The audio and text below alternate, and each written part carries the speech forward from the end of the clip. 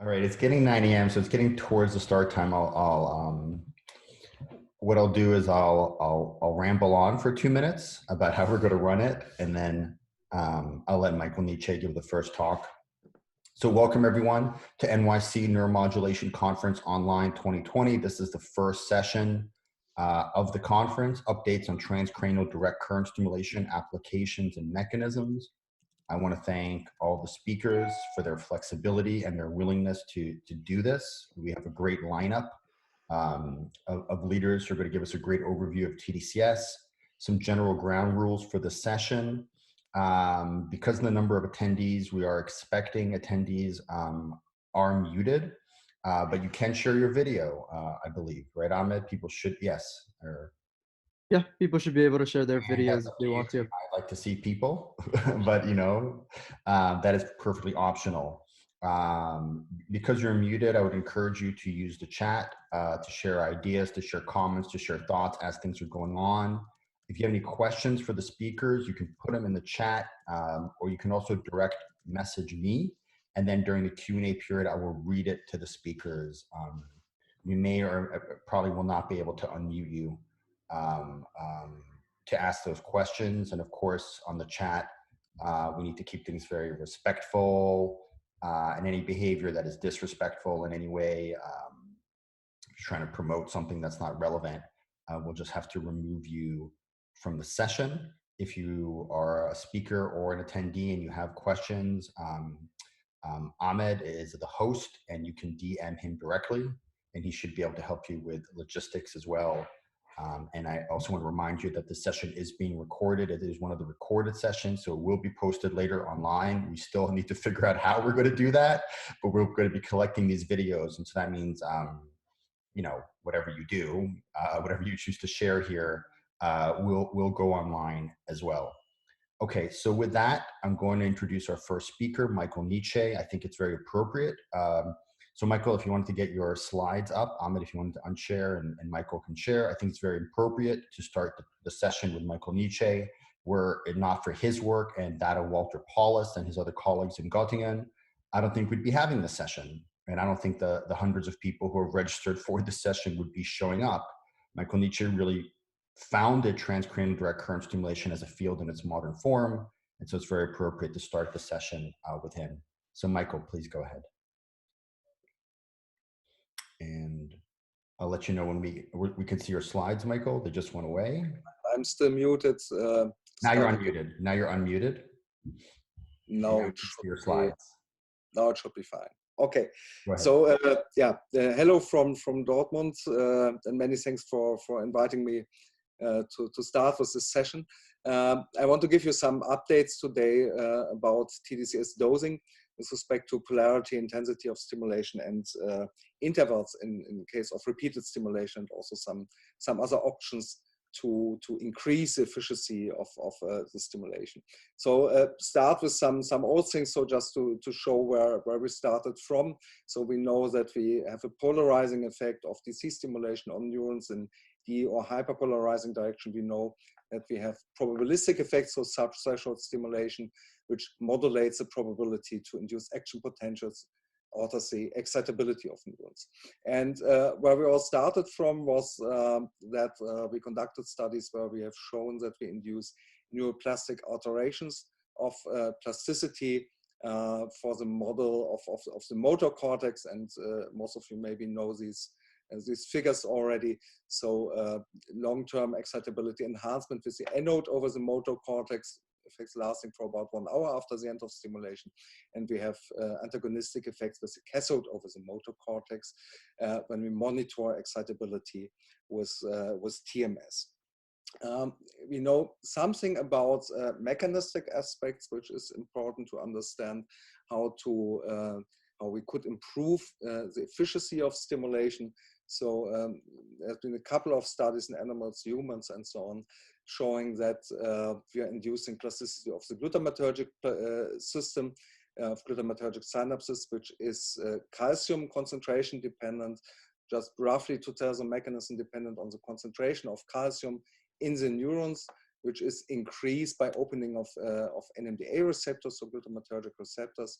You have an insertion or removal of AMPA receptors from the subsynaptic membrane, making this more or less, let's say, excitable by glutamate release from the presynaptic membrane. So if you have more AMPA receptors, you have a higher probability to end up in an action potential and with a lower number of AMPA receptors.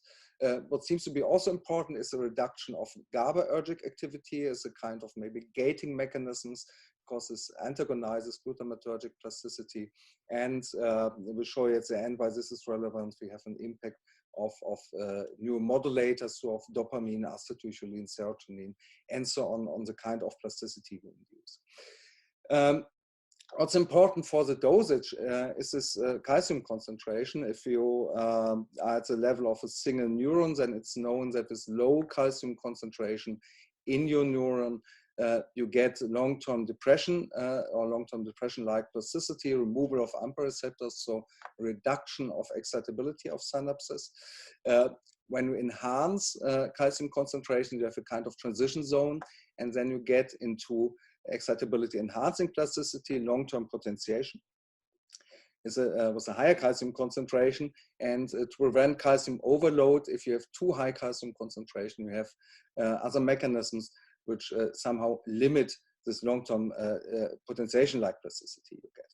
So that's principle roughly talking about the mechanisms of action. And the consequences, if you think about dosing and the effect of higher dosage with regard to intensity or to stimulation duration, and this means with higher intensity and higher stimulation duration, you will get higher calcium concentration. And within certain limits, it could be shown already relatively early. So this was our first study in 2000. You can see that when you stimulate longer with 1 milliamp, which is kind of our standard stimulation intensity, you get higher excitability enhancing and longer lasting, more stable excitability enhancing. We stimulated here between 1 and 5 minutes. And you get similar enhancement of efficiency, and you stimulate stronger. We stimulated here between 0.2 and 1.0 milliamp for 5 minutes, and you can see that higher stimulation intensity gives you a higher amount of plasticity. So you are most probably here in this long-term potentiation plasticity inducing range, and if you enhance the calcium concentration, you get more efficiency. So that's so far easy and simple, but and how it's expected, what is expected also by this schedule is that you cross the limits of calcium enhancement, then you get also non-linear effects.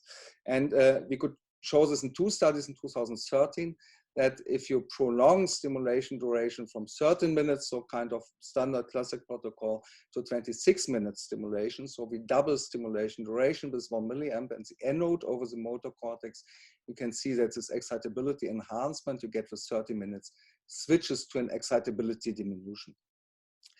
And one could speculate that with this longer stimulation duration, you get with the calcium concentration over the range, above the range, which induces RTP. So you get to this no man's land 2, and this switches in the direction of the effects. Might be that potassium channels are involved here, hyperpolarizing ion channels. And we see similar effects with cathode tDCS. With 1 milliamp stimulation, we get this excitability diminution. But when we stimulate with 2 milliamp, you get an excitability enhancement, which is quite similar as what we get with the anode over the motor cortex with 2 milliamp. So we get non-linearities of the effects, and this makes it a bit non-trivial to enhance the efficiency of tDCS, because simply prolonging stimulation duration or enhancing stimulation intensity might not be sufficient. So we have the problem here is that we have partial non-linearity of effects, which also makes sense because when you think what we are doing with tDCS, we are inducing neuromodulation. So we don't have deterministic effects on the neuron, but we have effects which depend on the state of the brain. You have also inter-individual differences, which is also part of the problem which made tDCS or neuromodulatory non-invasive brain stimulation can make it a bit problematic. And the question is, what's the solution for these problems? And there are couple of options what to do. One is optimization of stimulation protocols at the group level. This is what I will talk about. The other one is development of individualized protocols. And I think about the second part you will hear a lot in this conference about. So I will show you a couple of studies where we played around a bit with stimulation intensity, duration, and repetition rate. If you talk about optimization of stimulation protocols, then different aspects are important. Directionality of the effects, of course. I've shown you that we can switch the direction with modulating, with modifying some stimulation parameters. Focality of stimulation, of course, it is important. The duration of after effects, if you think about clinical application, you want, of course, have after effects which last not only for 1 hour, but maybe for days or weeks. We have a relatively big parameter space here. We can modify intensity, duration, repetition of the stimulation. And we have different readouts which are important. One is regional effects. So I will show you here mainly motor cortex studies. So here excitability measures with MEP are important. But we have also network effects of stimulation. And it might be also for the future be of interest how modification of stimulation parameters have different effects on networks we can explore with MRI and EEG. We have done a couple of studies where we systematically evaluated enhancing stimulation intensity and duration. Were published last year and this year. So in these studies, we applied 1 milliamp, 2 milliamp, and 3 milliamp stimulation for 15, 20, and 30 minutes. So we extended the parameter range a bit beyond what has been done in most studies before. We monitored excitability effect with single pulse MEP amplitudes up to over 24 hours after the stimulation, so next evening after the stimulation day. And I want to show you here some results. Mosaiebi did a couple of studies, a chain of studies, where he applied the cathode over the motor cortex. And what you can see here is that this is 1 milliamp stimulation, this is 2 milliamps, this is 3 milliamp. We don't have to go through each single time points, but in a rough overview, you can see that with 1 milliamp stimulation, you get an excitability diminution. We knew from former studies. With 3 milliamp, interestingly, you get also an excitability diminution. And as in the study conducted by Georgi Batsekadze some years ago with 2 milliamp stimulation, you get no plasticity or you get an excitability enhancement. You can see this here a bit clearer. So for the first 30 minutes with 1 milliamp, you get always an excitability diminution.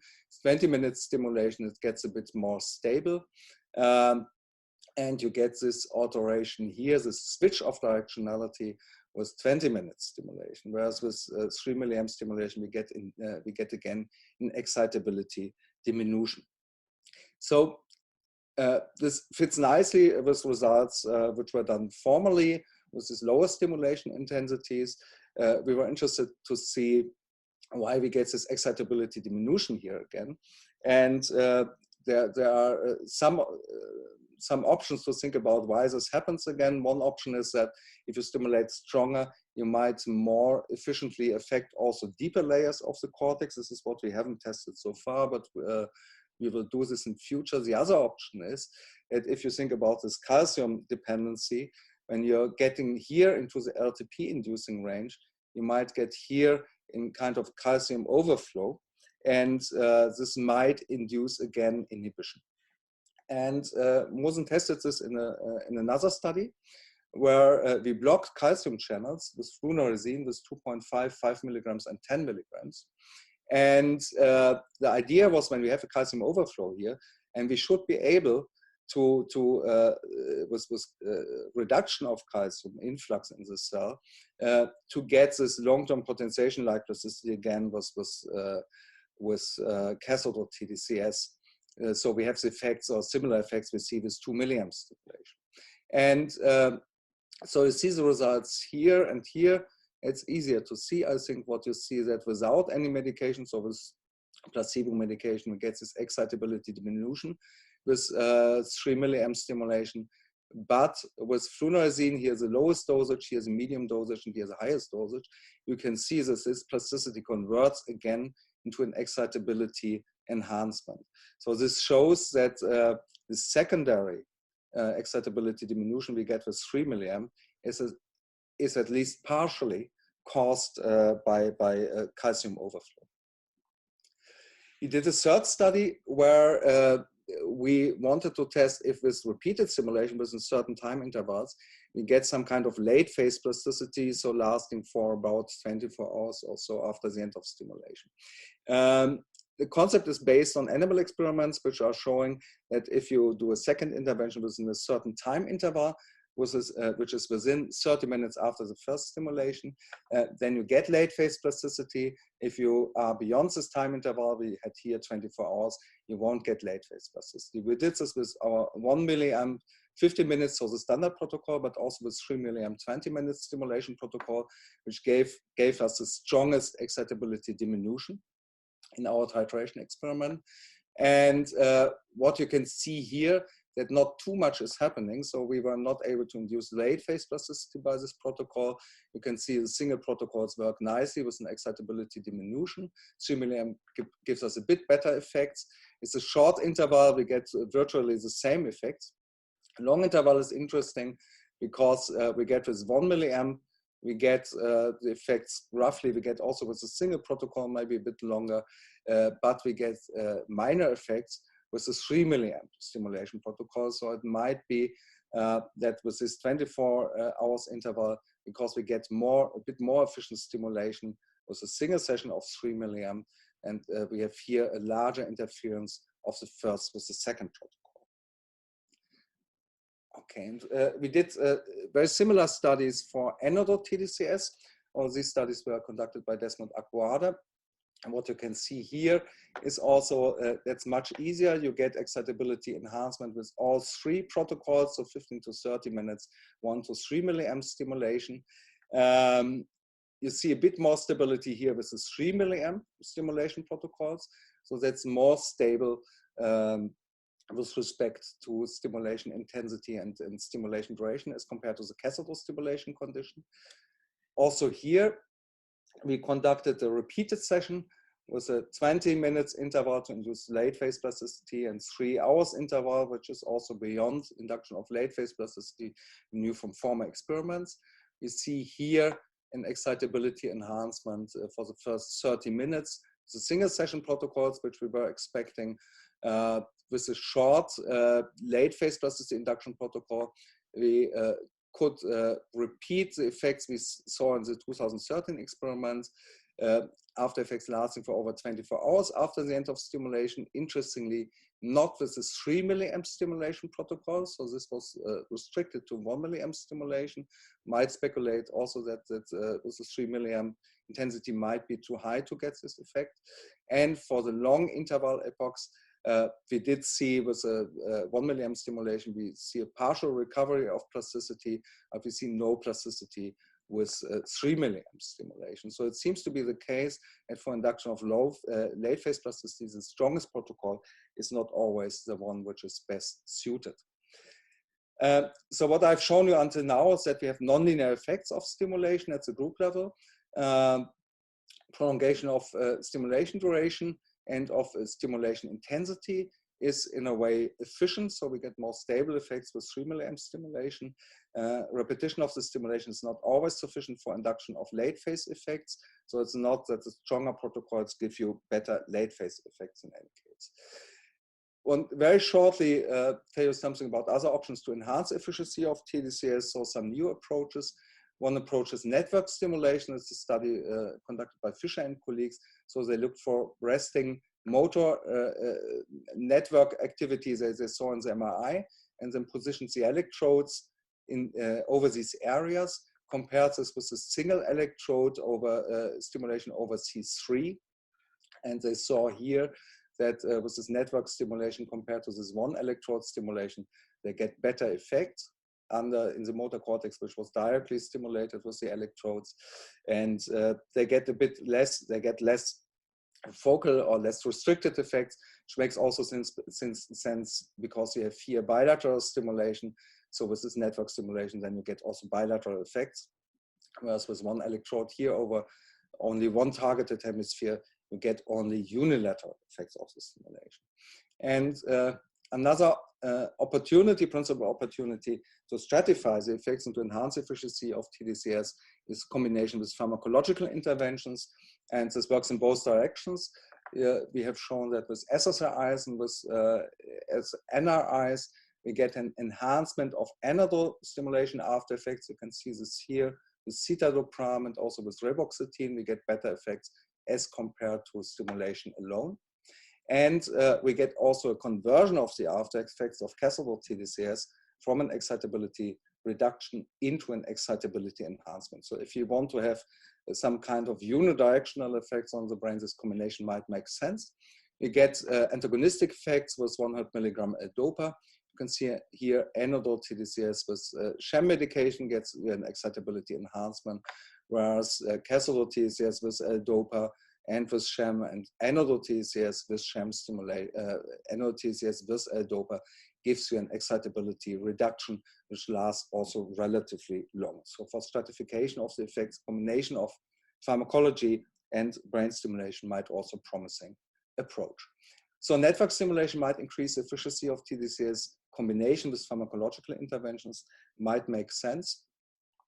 And to conclude everything, so optimization of tDCS at the group level requires systematic titration of stimulation parameters. Spacing, network stimulation, and addition of pharmacological agents can further improve the efficiency. What has to be worked upon is transferability to other areas and transferability also to patient populations. These were all healthy subjects data I showed you. And we have some knowledge, but need to increase knowledge about mechanisms and determinants also of the non-linear effects. And yeah, many thanks for your attention. And you see that the group size is increasing over the years. Thank you. Thank you, Michael. You won't be able to hear the applause because everyone's muted. So but it was a great talk as usual. Let me get right into the questions that were asked.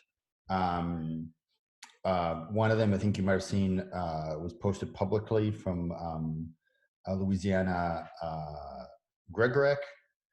People can clap, yes, by text. The question is this, you may be able to read it as well. Regarding optimization of tDCS paradigms, what is your view on multifocal tDCS paradigms targeting functionally associated areas?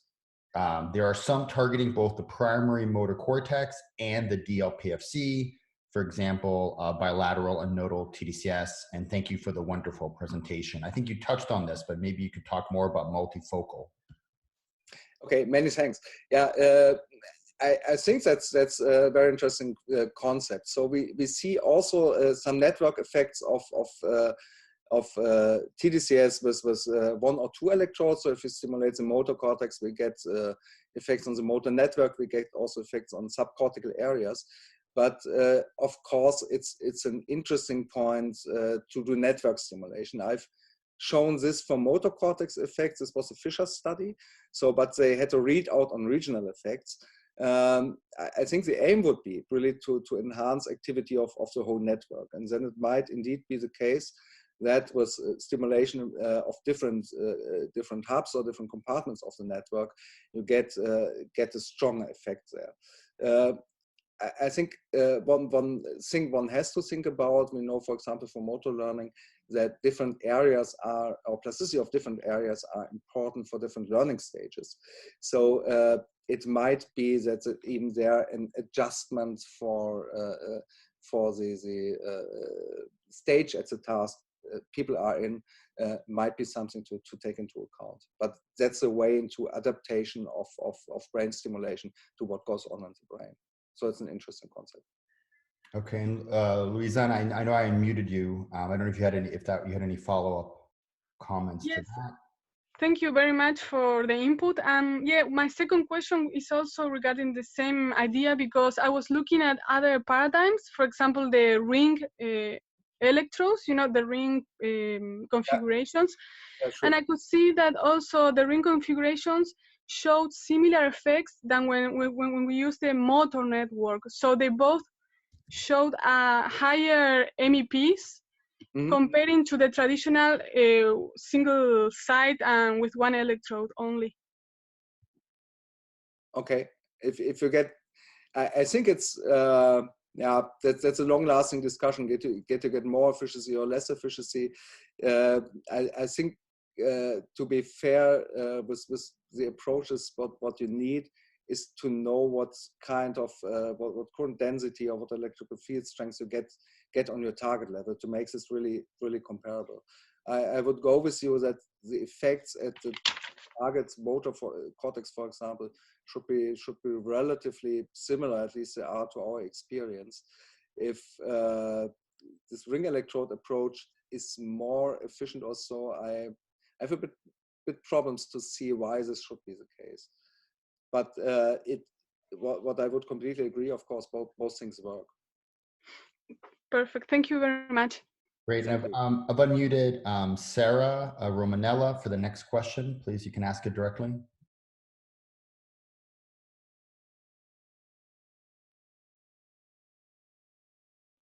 Or maybe I did not. I don't know if Sarah, if I did unmute you successfully.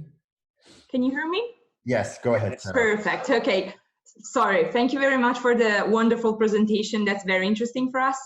And we were just wondering, because we're working with ketamine as an antidepressant effect, and we're trying to take a look at how can we use non-invasive brain stimulation to enhance the long-lasting effect of ketamine. And I was just wondering if you have any insight on this. Thank you. Tricky. We always avoided ketamine so far because of this combined effect on NMDA receptors and AMPA receptors. So what we see is that when we block NMDA receptors with other substances, then we see a reduction or abolishment of the plasticity we induce by tDCS. And RTMS is also in a way dependent on glutamatergic mechanisms. And so as far as we know from pharmacological experiments with other substances, we need activity of NMDA receptors. So I have actually no clear idea what will really happen if you combine stimulation with ketamine. But I think that's a very interesting question, and it's important to study this also for clinical application, of course, because we know that with other antidepressants, you get synergistic effects of brain stimulation, for example, with SSRI and so on. It would be interesting to see what happens with ketamine. Of course, thank you. Michael, there's just a related follow-up question from Shub Singh. What about glutamatergic modulators and tDCS?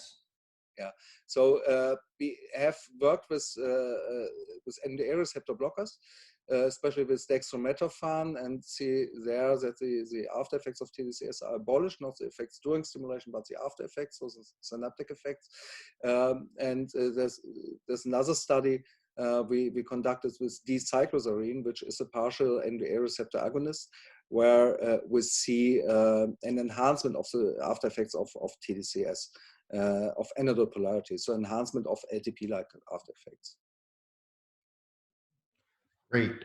And I'm going to thank you, Michael Nitsche, again. I'm clapping on behalf of everyone. I really appreciate you launching the first talk of the first session of this online conference. Thank you. It was a great pleasure, and many thanks for organizing all this stuff. So it's really great to see this. Wonderful. Okay, let me now go ahead and introduce our next speaker. I can ask him to share his screen. Lucas Parra is a professor at the City College of New York. It's the same institution where I work, and he's going to be talking to us about his work on the cellular mechanisms of transcranial direct current stimulation. Lucas, please go ahead. Can you see the screen, everybody? I can see your screen, not yet in presenter mode, and I can hear you. Somehow it's not wanting to do presenter mode, like it usually does.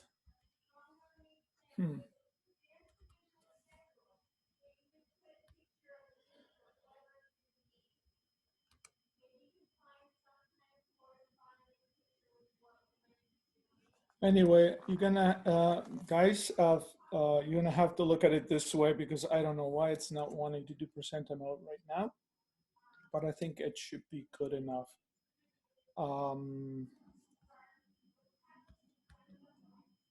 I don't know what's going on here. Why don't you take another minute, Michael? Michael, if you're still there, while Lucas figures it out, I had one question for you. I just wonder how lucky you were when you did your first experiment, because since then you've discovered these really complicated dose-response relationships. And I don't think we'd all be here right now if you didn't see polarity-specific effects, right? But you could have just as easily chosen a different intensity or a different duration, right, Michael? Yeah, so it was not pure luck. So actually, these were our first titration studies. So we, if you remember, I showed this first dosing studies where we get stronger effects with stronger stimulation, longer stimulation. So we started with intensities of 0.2 milliamp, where we knew that this gave, in some old studies, gave some kind of effects, and also in animal studies, as far as you compare this. And then we systematically we enhance intensity and we enhance duration. For the plasticity duration, we relied on animal experiments. For example, the Bindman experiments, who showed that with 10-minute stimulation also you get relatively long-lasting effects. So it was maybe lucky that we were in a way in a proper range of intensities, but the rest was simply not very. How to say it? So these experiments are not very interesting all the time. So if you say you do 0.2, 0.46 and whatever, and then see if happens something. But this was systematic exploration at the end. That's a perfect transition. So you did look at the animal literature from the 60s to set up the duration. And so now, please, Lucas, go ahead and give us the duration, animal work. a bit for intensity, right? Also, there were a few experiments in humans which showed behavioral effects, also in the 60s and also in the 80s. Nitsche did some things in this group, not too many, I think about 2 or 3 studies. And when we took this somehow to define the level where we wanted to systematically explore stimulation, duration, and intensity. Okay, Lucas, we see your. All right, thank you. Thanks, Marom, for organizing, and thanks, Michael, for that first talk. It was very clear. What I'd like to talk about today is the work that the lab has been doing, and here you see the students, to understand the mechanisms on a single cell level, or at least groups of cells in vitro. So what I'll tell you today is that direct current, as in constant current stimulation, affects Hebbian plasticity specifically. First, a quick disclosure that I'm co-inventing a bunch of patents that have been filed with the purpose really of making brain stimulation technology broadly available. So generally, the view that is expressed in many clinical studies is that the mechanisms of transcranial direct current stimulation is that inward current, also sometimes called anodal stimulation, increases excitability underneath the electrode, and current exiting the head will decrease excitability over that electrode. First thing I want to note about it is that current must go in and current must come out. So whenever there's an anode, there has to be a cathode. In some ways, there's really not anodal or cathodal stimulation. It's always both, at least in some area of the brain, there's always both. And what we were interested in is trying to understand sort of the cellular mechanism of these currents. So I go back to an old study of Marom Bikson, which shown that when it comes to the effect on the membrane of a neuron, so an electric field, when you pass currents through the head, it generates an electric field. It polarizes the membrane by some little bit, and that polarization is more or less linear with the electric field magnitude. So down here, you see the electric field magnitude. Here you see the membrane polarization, and as you change the intensity, you get a linear change in polarization. Now, when you look at the geometry of a neuron, here's a schematic of a pyramidal cell. You see that one compartment of the cell is polarized in one direction and the other is in the other direction. So in general, I will use red for depolarized and blue for hyperpolarized. So you see that even within a single cell, there isn't really a clear a clear polarization in one direction. Really, the cell, depending where you are, is polarized in opposite direction. So it's another sort of caveat about anodal versus cathodal. Perhaps it depends where in the cell you're interested in. So let me just briefly summarize what I think we know from animal literature, in vitro work, so the effects of electric fields. So if you apply, and these are orders of magnitude numbers for folks to remember them easily. If you apply 2 milliampere to the surface of the head, that will at best polarize, generate an electric field of 1 volt per meter, order of magnitude. Typically it's smaller than that. And that will polarize the membrane for about 0.1 millivolt, which is a pretty small number. In fact, if you consider that a cell from rest to fire has to transition about 10 millivolts, 0.1 millivolt is about 1% of what you need to go from a resting cell to fire. So perhaps it's not surprising that the literature generally shows that with fields of this order of magnitude, you may affect the firing rate by about 8%. Studies on synaptic efficacy acutely show that acutely while the field is on, the synaptic efficacy is improved a little bit, and you can entrain the timing of neurons by about a millisecond. All of these results really, though, go away the second you turn off the field. So the second you turn off the field, in many in vitro and animal studies, the effects on firing rate are gone, synaptic efficacy is gone, and so on. So the question is, how do we get long-lasting effects? And so the general hypothesis that, you know, it's not new to our group, many have said this, including Michael, the long-term effects are probably mediated by synaptic plasticity. More specifically, the hypothesis or the mechanism we postulate is that the electric fields polarize the membrane, and we know that membrane polarization is really a very important factor in plasticity induction. So the way a cell knows that the postsynaptic neuron fired is by depolarizing the entire dendritic tree. So we predict that the polarization of the electric field caused on the membrane is sort of a mediating factor that will therefore affect synaptic plasticity by plugging basically directly in one of the signals that are essential for synaptic plasticity and having plasticity in specifically. So what did we do? We started out with sort of a classic, very classic textbook experiment that's even in Kandel and Schwartz. So if you look at evoked responses in a cell, excitatory postsynaptic potential, the F stands for measured them extracellularly in the field. So we call these field EPSPs. When you apply a train of pulses at rapid frequency, we call that a tetanus, we see an enhancement of the excitatory postsynaptic potential. And here's an example of that. So a baseline of 100%.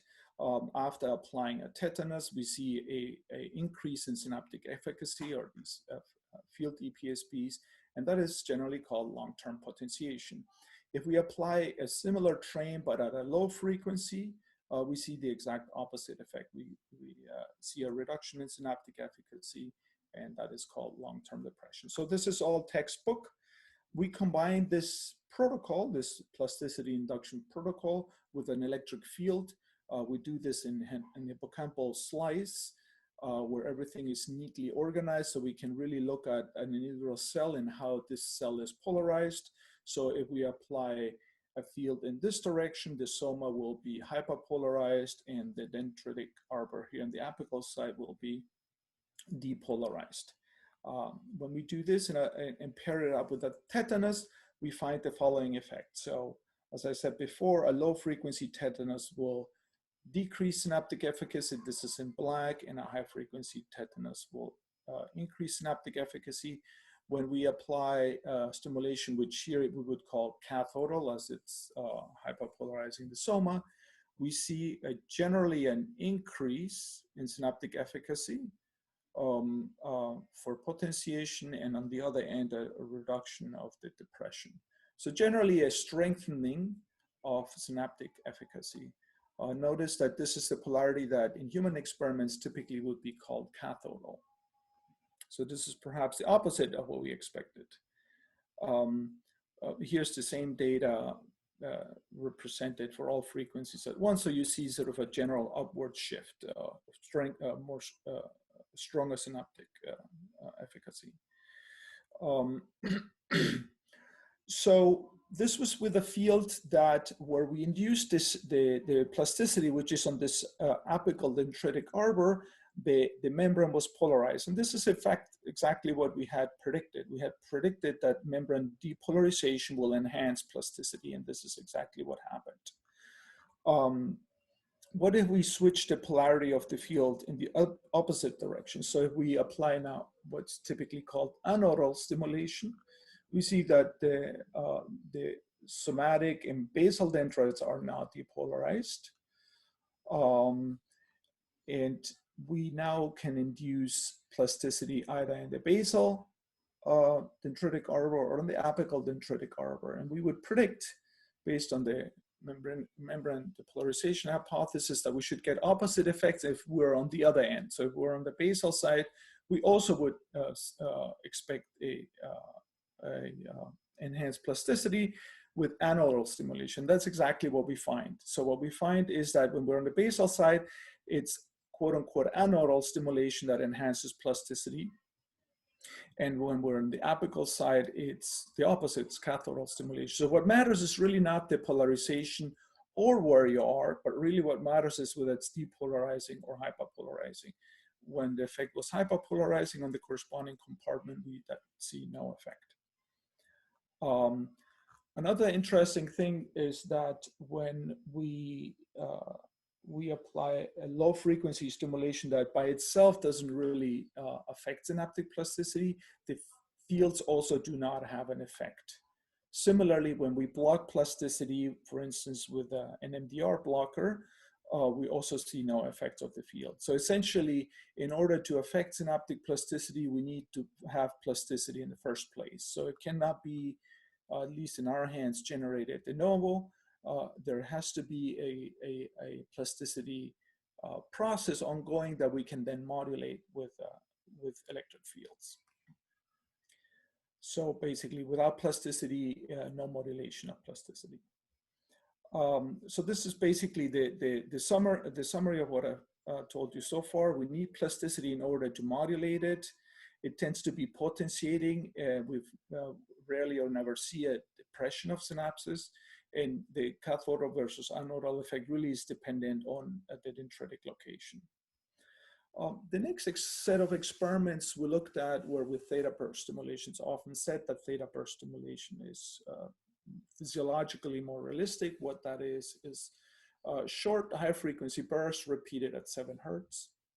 And they're pretty effective at inducing synaptic plasticity potentiation in particular. So black here is the control condition where no field was applied, and you see a pretty substantial increase in synaptic efficacy of 40%, 30% roughly. When we pair this up with anodal cathodal stimulation, now we see that anodal stimulation increases synaptic efficacy. Again, this was done in hippocampal slices. In cathodal stimulation does the opposite, but the effect generally is very small so that we can typically not resolve it. Here's a dose response curve. We wondered, as we changed the electric field magnitude, is it sort of a lawful monotonic relationship? And that's exactly what we find. So a zero field is a control condition. If we have anodal stimulation with theta burst, we get an increase of synaptic efficacy or a boost of LTP and in the opposite direction, the opposite effect. So we see generally a monotonic effect, even in pretty high field magnitudes. So 20 volts per meter is pretty intense as compared to what can be done in human. Generally, if we were to fit a straight line here and we would look at how strong is this effect, it's about a 1% effect for a 1 volt per meter. So generally it's in that same order of magnitude as what you saw previously for the acute effects. The difference here is that these are long-lasting effects, at least 1 hour in our hands.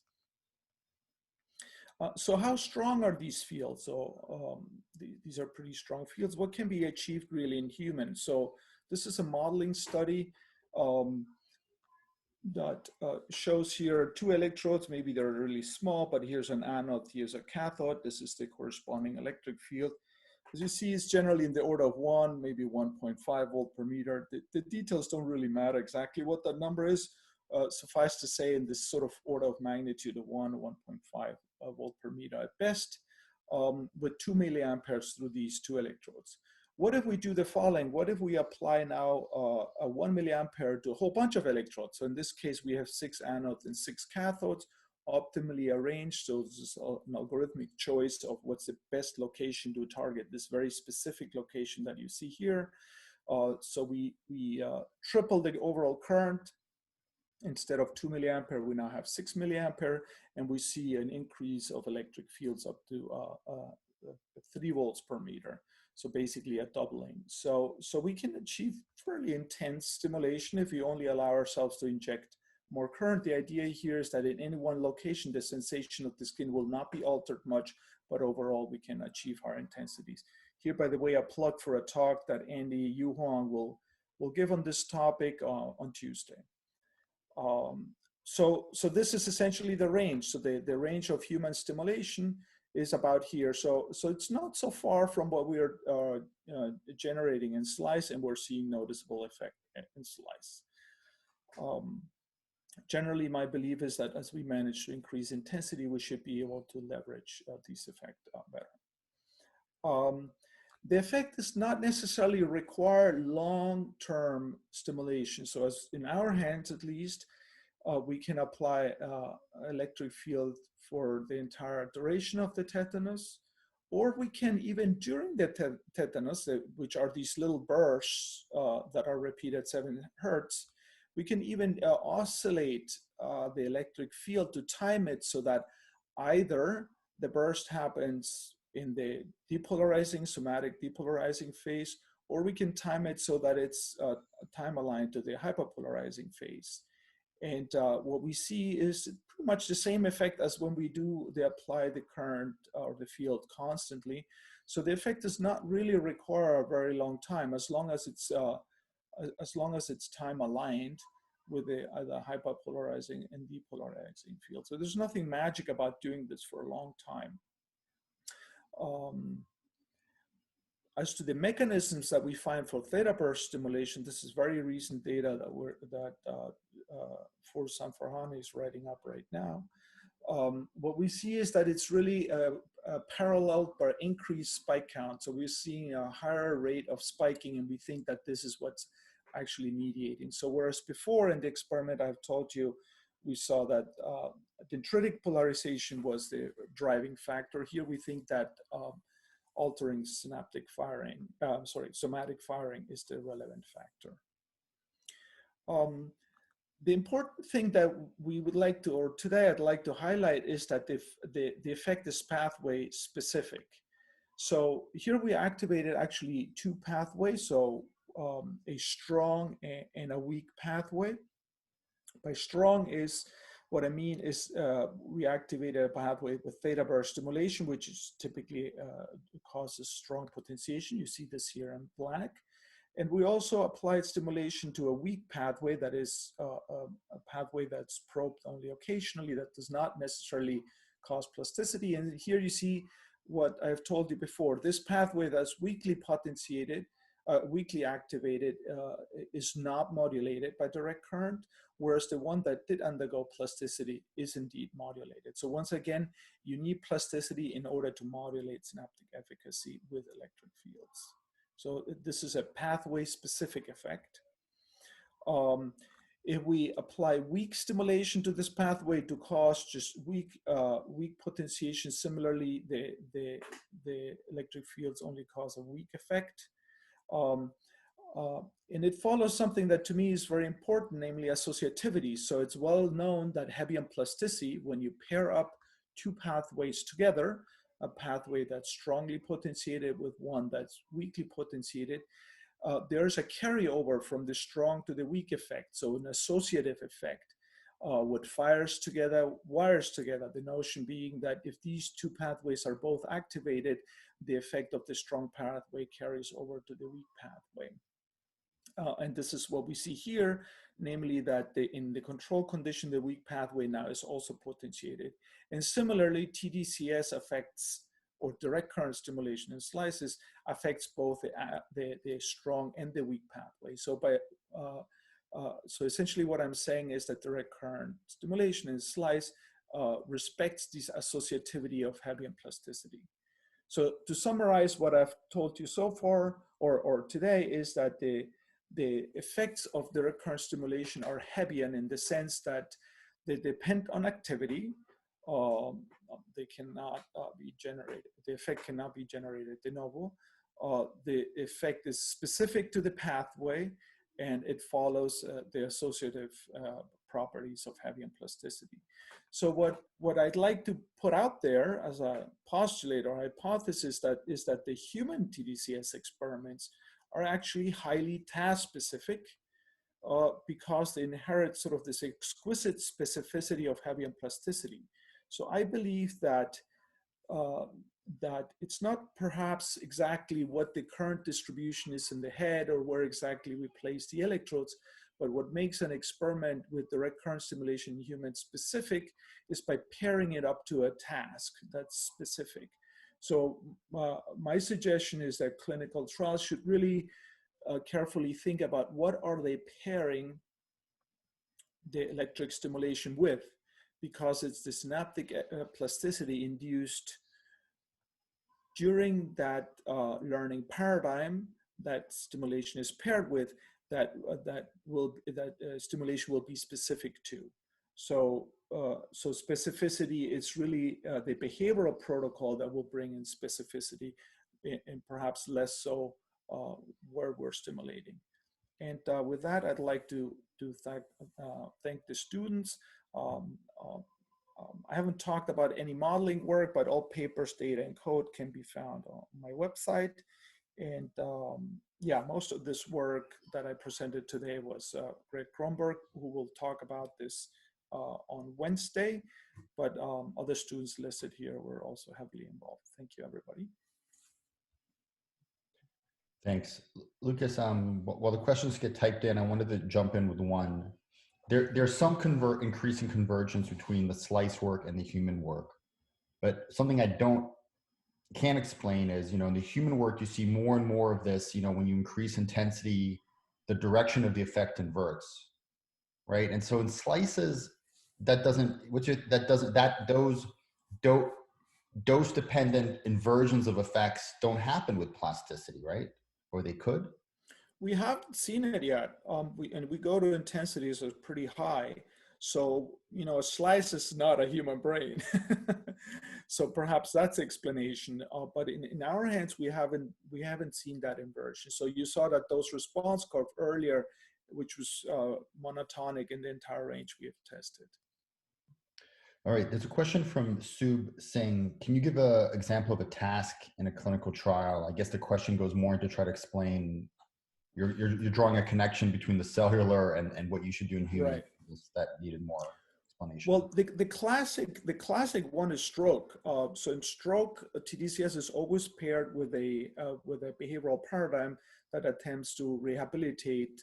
Often in motor stroke, it's a motor relearning task. In trials that we were involved with Julius Friedrichsen, it was or is language rehab. So tDCS is always paired up with a learning paradigm, either language or motor rehabilitation in stroke. So that's sort of the classic example. We're currently, many people have done motor learning. We're currently doing sequence learning in human with very promising results. So I generally think of tDCS as something to be done during a learning task. It doesn't mean that when you're just sitting still and doing nothing, there's no synaptic plasticity happening in your brain, but I would rather think of a specific task that we'd like to engage the subject with during stimulation.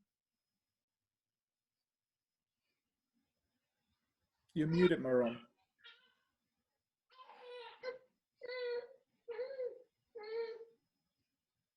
Marom?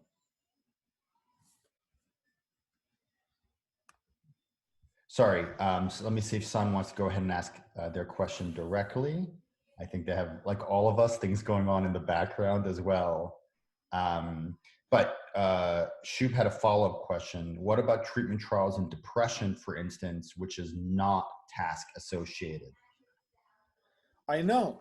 I would love to see more trials where it's paired up with a successful behavioral paradigm. So many people are talking about combining cognitive behavioral therapy. So that's one approach that I've heard many people talk about. It's not something I personally have been involved in, but it's something that I think is promising. SFB, sorry, 1315, it said, when the stimulation, the question is this, were the stimulation pulse trains strong enough to elicit spikes on their own, question mark. Is that necessary to observe these effects? Right, so the classic protocol to induce plasticity is in fact pulses that emulate neural activity that would induce plasticity. So yeah, the pulses do. And that's how we induce plasticity, sort of to emulate physiological plasticity. And then we pair that up with these electric fields that are very weak, that by themselves, as I mentioned, only accomplish about 1% of what's needed to make a cell fire. So it's really a modulation of plasticity that's induced by a normal physiological process that are in fact strong enough to induce plasticity. Yeah. Well, I think maybe when we unmuted Simon, we ever heard a child crying, and I just think that is so universal to what all of us are going through right now, and so it's almost welcome. I love seeing children invade Zoom things. Lucas, I'm going to give you just one more question before going on to the next speaker. This is public; you may be able to read it as well. How does task specificity for tDCS human experiments interact with applying tDCS online during task performance or offline before task performance? So really getting into the timing of tDCS, which is sometimes done before. Yeah, we haven't really studied offline effects so much as to what, so there's a bit of a literature on this, on doing stimulation first and then applying a plasticity protocol. I'm not sure that the specificity of that has been tested. In our hands, we have always paired it, so basically online. So pairing the learning protocol at the same time that stimulation was applied, even down, as you saw in one slide, down to milliseconds. You know, we could certainly do more work on that account to do it offline. So first apply stimulation and then do the learning protocol. But I have no prediction. So in our theory, really, it's the acute effects of stimulation, so either depolarizing a membrane or increasing firing rate, that mediates the effect. Without that pairing, it's not clear exactly to me what the mechanism would be, but again, a bit of work has been done of first applying electric fields and then doing the plasticity induction. Thanks, Lucas. All right, all the clapping that you can't hear is ongoing around the world, and let me Thank you. Ask Bernadette Gillick to get her slides up and going. You know, it is true that a lot of this, I mean, one thing I think that's different between slices and humans, as Lucas, you alluded to, is that the human brain is always active. And so when you're doing tDCS before the task, the brain is still doing something in that time. So it's almost like you have to be aware that the person is sitting around getting tDCS, getting ready for the rehabilitation, what's happening in their brain state at that moment, like what you've coached them to do while they just sit there, could actually be the task that the tDCS is being matched with. Could be. Okay, next I want to, so Bernadette, we can see your slides. Can you make sure we can hear you?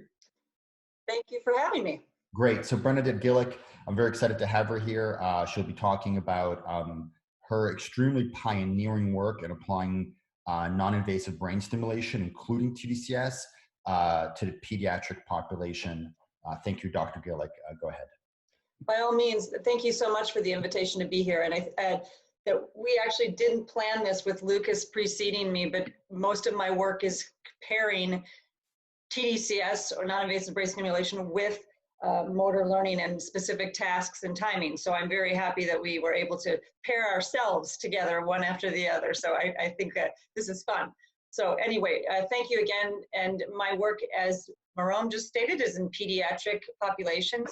So specifically, we are looking at children who have had a stroke, but the stroke occurred early, and I'll talk about that and then what we do to integrate neuromodulation as well.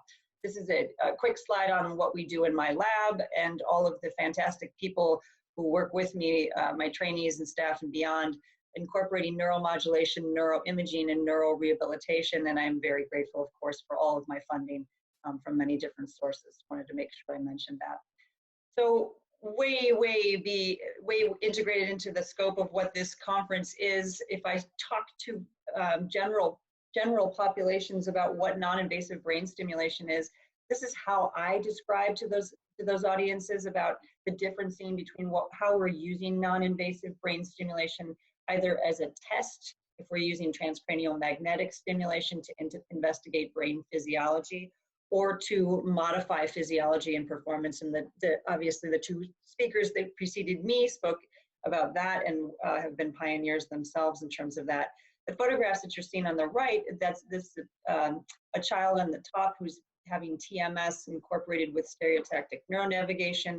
And the child on the lower right is involved in one of our clinical trials with repeated serial sessions of tDCS and constraint-induced therapy. So the arm that he's using to do the task is the more involved or more affected upper extremity from a stroke that he had when he was a baby and is now in this picture 10 years old. So we run those trials, and I'll talk a little bit more about that. Just a quick mention of the domain in which I exist is pediatric stroke and then the resultant cerebral palsy. So stroke is a common primary cause of cerebral palsy. And the stroke that I'm talking about occurs at or around the time of birth. So third trimester into and about 28 days after birth.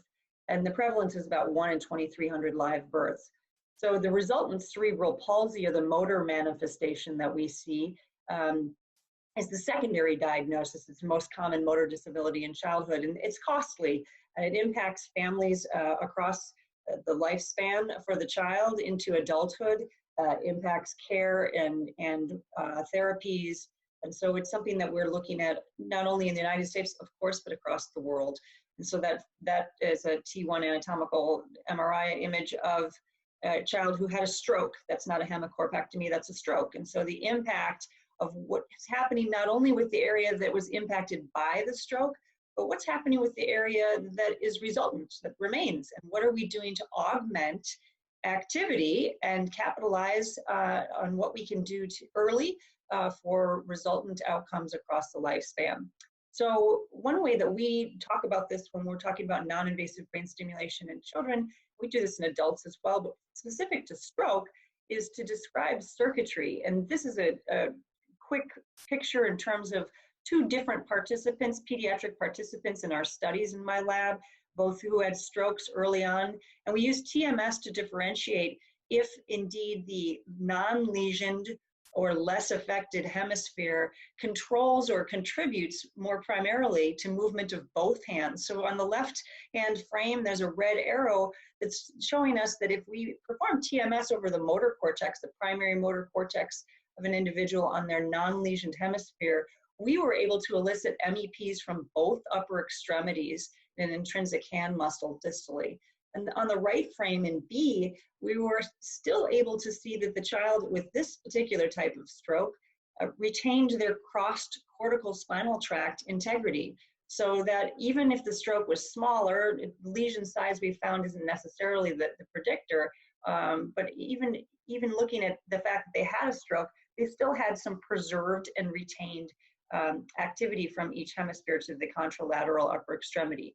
This says a lot, and it tells a story in terms of how that individual, that child, may be able to perform, their accuracy, their speed, their function overall. And we're finding also that there may be some optimal therapies dependent upon what type of circuitry you have remnant after a stroke. So there may be specific responders to specific types of therapy. So both being able to identify what's happening with circuitry very early and also being able to identify what to do about it, the intervention, And to pair that intervention optimally is important in terms of the integration of non-invasive brain stimulation. So I titled this talk, Controversies, Vulnerabilities, and Possibilities. And my team said, well, these all blend actually, so it's hard to actually categorize these. And I know that each one of us on this call, many of us, have written many different articles on this in terms of what are the controversies, what are we addressing with the vulnerabilities and possibilities.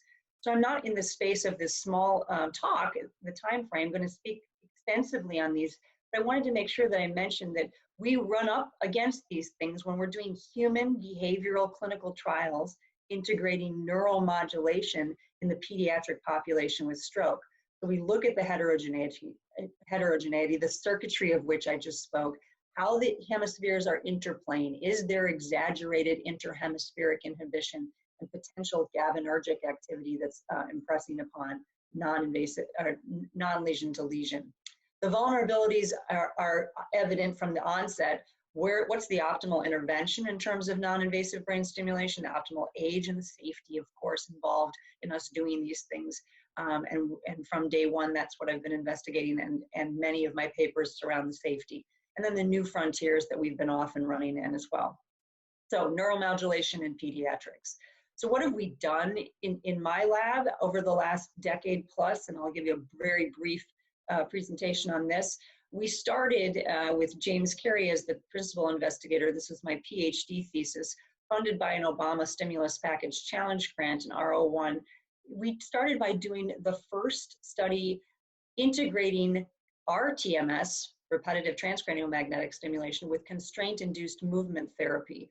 So it was a 2-week intervention that children came to us, and we alternated days. So we talk about timing of tDCS and the online and offline effects. We actually did a one-on-one pairing of constraint-induced therapy with a therapist, and then the next day went on to do the RTMS protocol. So we actually did a inhibitory protocol to the non-stroke hemisphere.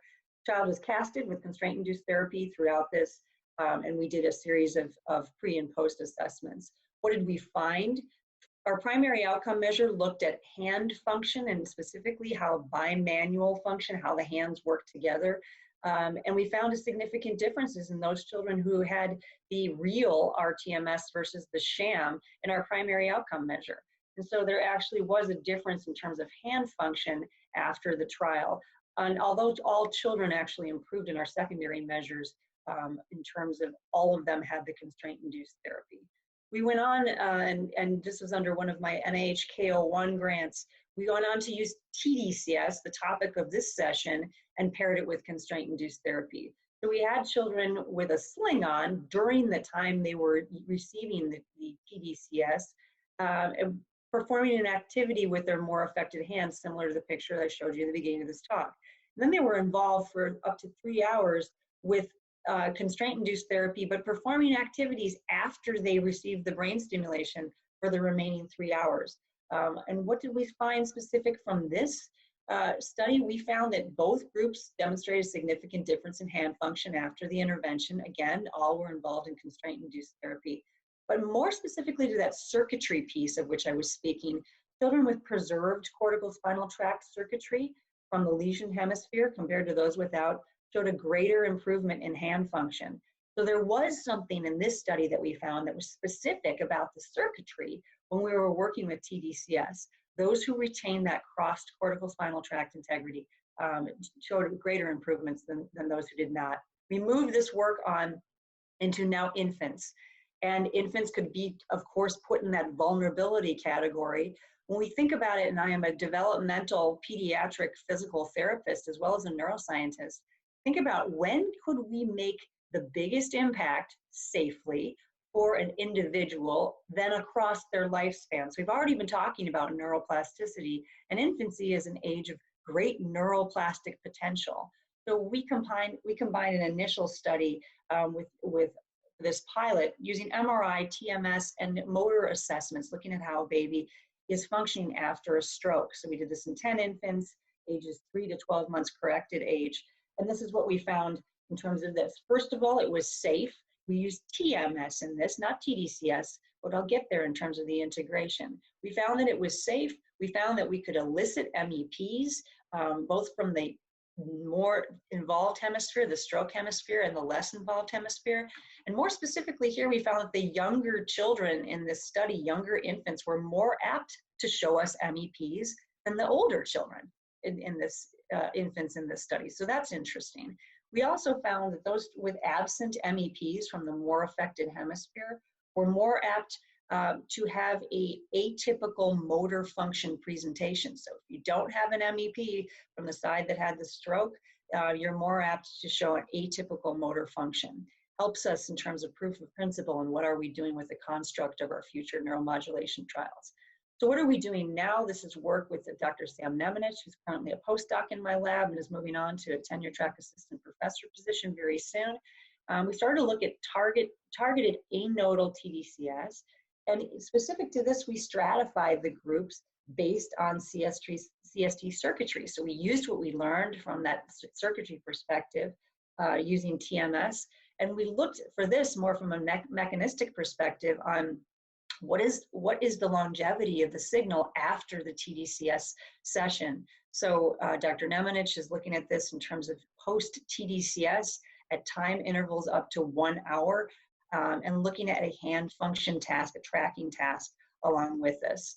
This is very preliminary. He's actually working on this right now in terms of his analysis.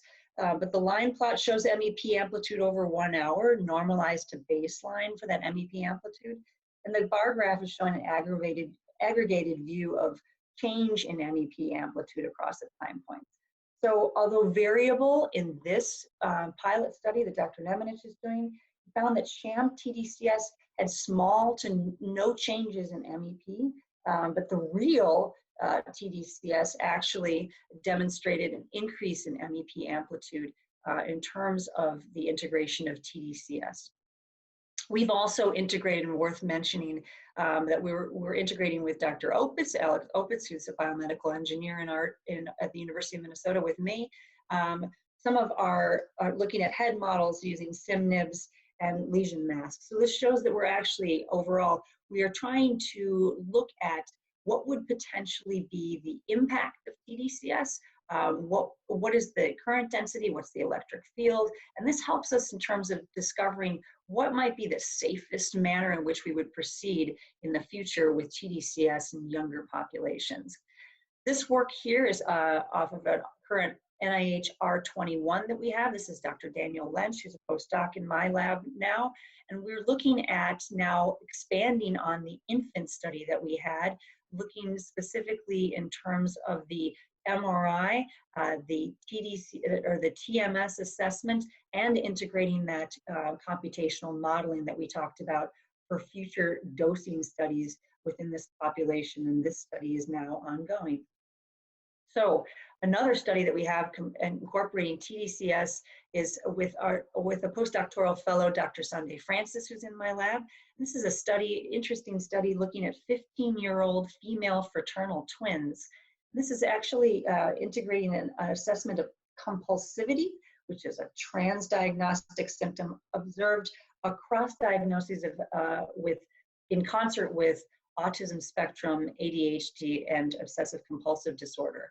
And by integrating tDCS, this was a 1 milliamp, 10 sessions over 5 days paired tDCS with cognitive training study, wherein they did 13 minutes of tDCS over the right inferior frontal gyrus with a 20-minute rest and then another 13-minute session. They found a meaningful decrease in compulsivity symptoms reported by the parents in the individual who had the real tDCS as compared to the sham. No meaningful change in the other aspects, but compulsivity is an important health-related quality of life component to recovery. So New Frontiers. This is Ellen Suter, who is a combined Doctor of Physical Therapy and PhD student in my lab. And so she's looking at what is the optimal window of intervention in perinatal stroke during infancy. And I alluded to this earlier in terms of what we are looking at from an early diagnosis perspective to be able to say, yes, indeed, this infant has a stroke, and how they are, how their circuitry is presenting is important for us to understand early intervention so that we can actually make greater gains for someone earlier in life and potentially decrease impairment throughout their life. So we are looking at the same type of investigation that we're doing within the R21. But it leads to this question that Ellen has been trying to grapple with now is there the potential to integrate tDCS in infants at an early stage? So expanding upon what we've learned in tDCS in children with early brain injury and resultant cerebral palsy. And now what we're seeing is that we can elicit a motor evoked response in infants less than 1 year of age, along with our modeling, gives us the opportunity to explore more the safety as well as the feasibility and efficacy of integrating tDCS at that younger age. So studies to come in terms of our new frontiers, along with, again, Dr. Lynch starting to ask the question in terms of beyond the primary cortex, evaluating supplemental motor areas in pediatric stroke rehabilitation, along with some of the measures of gait performance. So the cortical representation of the lower extremity muscles in terms of where this might be in this supplemental motor area, and how we may actually be able to affect gait, not only upper extremity function, but gait with the integration of tDCS over the supplemental motor area. So in summary, in terms of a brief overview of what we've done to integrate tDCS and beyond in this pediatric population, we are in concert with our understanding of the controversies, vulnerabilities, and possibilities, integrating that which we have learned from bench science, from animal work, and then again, in terms of what we've learned in the adult populations, to say, how do we actually then move this into a younger age range? Although considered a vulnerable population, it's a very important population in terms of what we know from neuroplasticity and the new frontiers in terms of trying to decrease the disability and impairments further into adulthood and across the lifespan. I want to thank you very much for the opportunity to present today, and I'm certainly willing to take any questions. Thank you to my team as well. Thank you, Bernadette. You can't hear you unfortunately can't hear the applause from all around the world. I'm going to unmute, one sec. I'm going to unmute Adriana Cavalcanti, who will ask the first question. Go ahead, please. Adriana, let me see if this will work. Oh, unmute.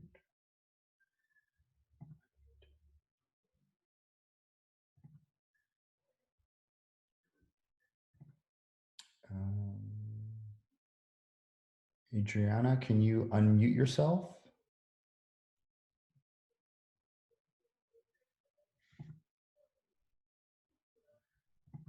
Doesn't seem to be working. Let me just go ahead and read her question, and then if she unmutes herself, she can follow up with it. Her question was, how old could we start doing tDCS in children? I think that is a very interesting question. Thank you for the question. So we have done tDCS in children to the age of 7 years old. And so many of our early studies were about the safety of looking at earlier ages and utilizing modeling specifically to assist us in terms of where we should be placing the electrodes and what we should be doing with this lesion that we have. So different than the construct of typical morphology and topography within the adult or child brain, pediatric brain without a lesion, we're also working with the challenge of the fact that there's a large area of the brain that may actually be filled with cerebral spinal fluid because of the stroke. So 7 years old is as old as we have done and published. There are some accounts, case reports of others who are using tDCS at younger ages, but that to me right now is still up for extended rigorous investigation. But I do have questions from around the world all of the time in terms of, I bought a tDCS unit, I'd like to use it on my child because they had a stroke. And what do you think of that, Dr. Gillick? And so I have only published and looked at up to 7 years of age with very specific montages and protocols, and continue to do this exploration in infants so that I can attempt to answer that question. Thanks, Bernadette. Here's another question. You may be able to read it as well in the chat from R.E.A. Rothstein. Is there something unique about the brains of children with CP from a stroke versus other causes that allows for the neurostimulation to have such an effect? Or should these techniques work for other children with CP? Good question. So specifically, I think what the question is in terms of cerebral palsy is if we have a child who has a stroke and then develops cerebral palsy versus a child who has a different diagnosis and then develops cerebral palsy, is there an impact? Am I understanding that correctly, Marom? I can't see the question. Oh, sorry. Let me. That's okay. I think I can answer it all the same. So I think that yes, there's something specific about the child's brain with a stroke that goes on to develop cerebral palsy, in that the children are developing at the same time that they are recovering, different than an adult who has a stroke impressed upon a mature nervous system. We are actually developing and recovering at the same time when there's a stroke and then the resultant cerebral palsy. So in terms of the way that we have looked at this, we've looked at this with a very elegant model, I would say that loosely, is that if there is a child that has a unilateral unihemispheric stroke, right there we have a model of a less affected hemisphere and a more affected hemisphere. So we have almost an inter-participant study just by using that one individual, because you have a hemisphere that may be developed and functioning more typically than the other hemisphere. So we can compare within that individual what their resultant motor disability or impairment might be. So I'm hoping that answers the question. I have also been approached by my colleagues and starting to integrate some ideas in terms of looking at other diagnostic categories that lead to cerebral palsy, such as hypoxic ischemic encephalopathy, and how neuromodulation may affect that population. But that's yet to be done, and I think we're right around the corner from starting to look at that as well. Great. The next question is from Dr. Marangola, Paola Marangola. Paola, can you ask directly? Did they unmute? Yes, can you hear me? Yes, we can. Wonderful. So thank you very much for your very interesting talk. I was wondering if you have a measure, how long did the effects last? Did you run any follow-up sessions? Yes. So right now, the current study that we have with Dr. Nitsche, the postdoc in my lab, he's looking at over the effect over the hour after tDCS. I think you're also asking, what is the effect long term, which is what we all want to actually know, that this had an impact, not just short term, but long term. So in our TMS study, we had the individuals, we looked at the outcomes after 2 to 4 years later in terms of impact. And we did not find any detriment in function. And we found normal trajectory curves for those children. Remember that they're actually growing. So there's the added challenge of the growth that they have as they're developing. In our tDCS constraint-induced therapy, we had all the children return 6 months later. And again, we found no detriment in function and typical growth. So we saw what would happen if that cohort was developing typically. We didn't see at 6 months after the tDCS constraint-induced therapy that there were necessarily any significant differences between those two groups. So although they were all still improving, we did not see at that 6-month interval difference between the sham and the real tDCS. That being said, it was the first tDCS in pediatrics. Actually, Marom Bikson worked with us as well on that. And that particular study was done more so as a exploratory safety pilot. So the intensity in terms of the tDCS was very low. As a matter of fact, it was 0.7 milliamps. And if you listen to Dr. Parra's, Lucas's presentation in terms of what 0.7 milliamps may do, it's still remarkable that we saw such a difference in terms of circuitry from my biased perspective. Thank you very much. Compliments. Thank you. Thank you very much. I appreciate that. And I'm going to allow more questions. As an update, Dr. Shirley Fectu was not able to give her talk today. As we know, everyone is dealing with unexpected challenges at this time, but that did create a little bit more time. Good news is that creates a little bit more time for us to take a little bit more questions, and then Dr. Woods will just be starting 10 minutes later than planned.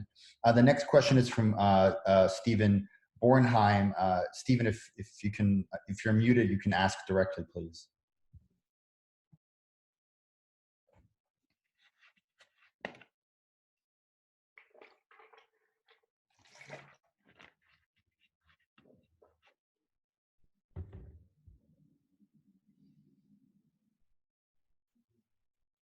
Can you hear me?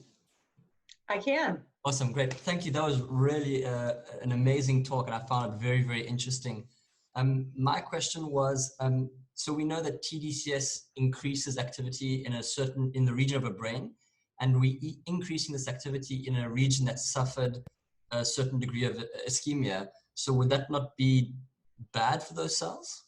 I appreciate your question. So I am going to answer it two ways. One is, if an individual has a stroke in a certain area of the brain, to our knowledge today, the brain cells that died are gone. They've died.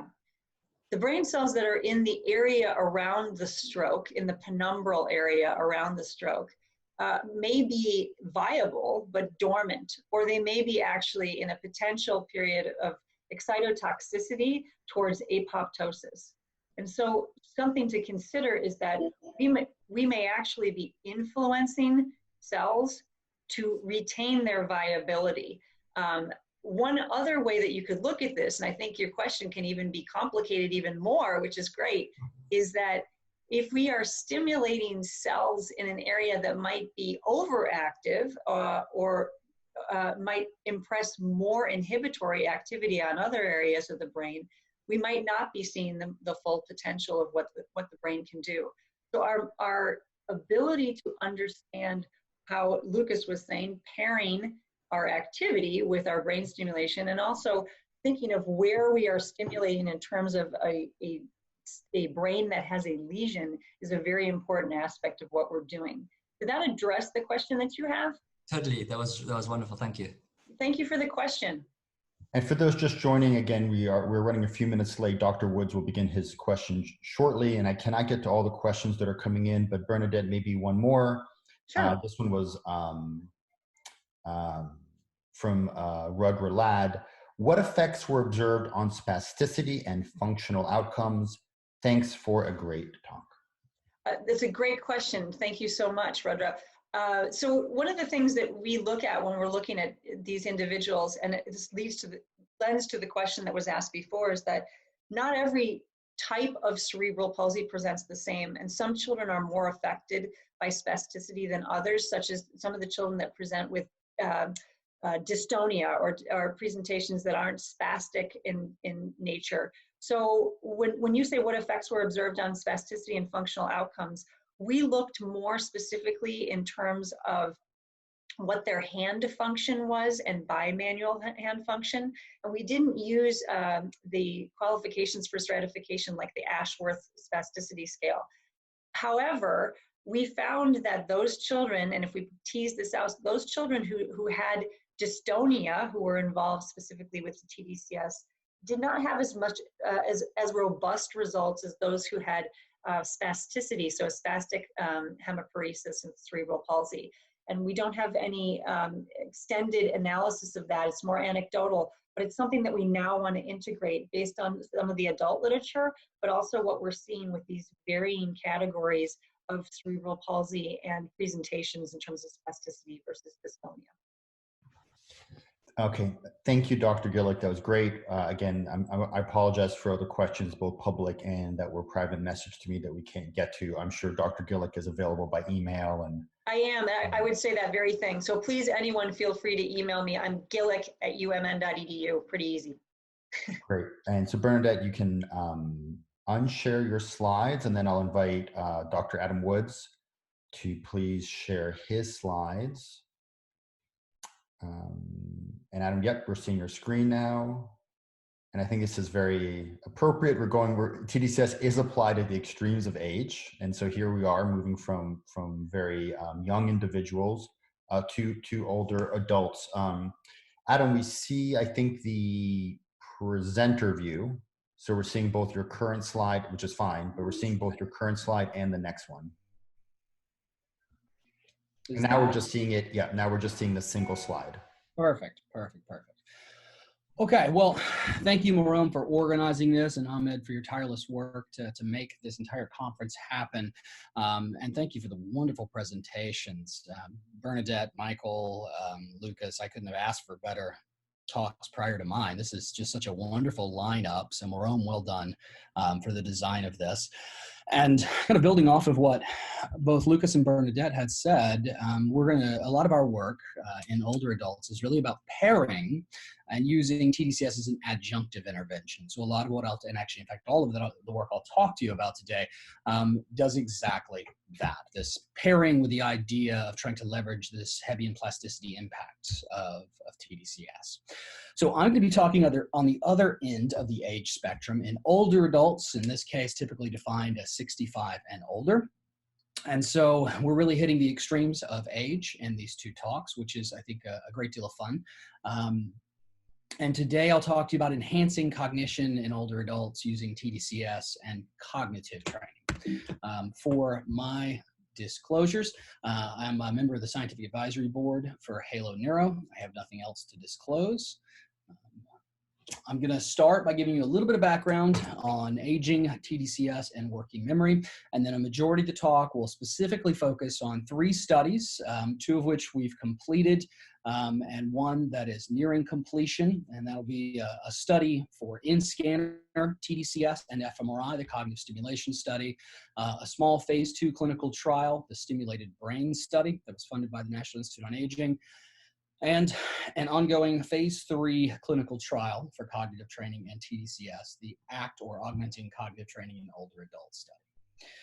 Now, in the US population, as well as many populations around the world, we see an ongoing and significant increase in the representation of older adults in our populations. And in fact, in many countries around the world, we anticipate that those 65 and over, that representation of the population will over double by the year 2050.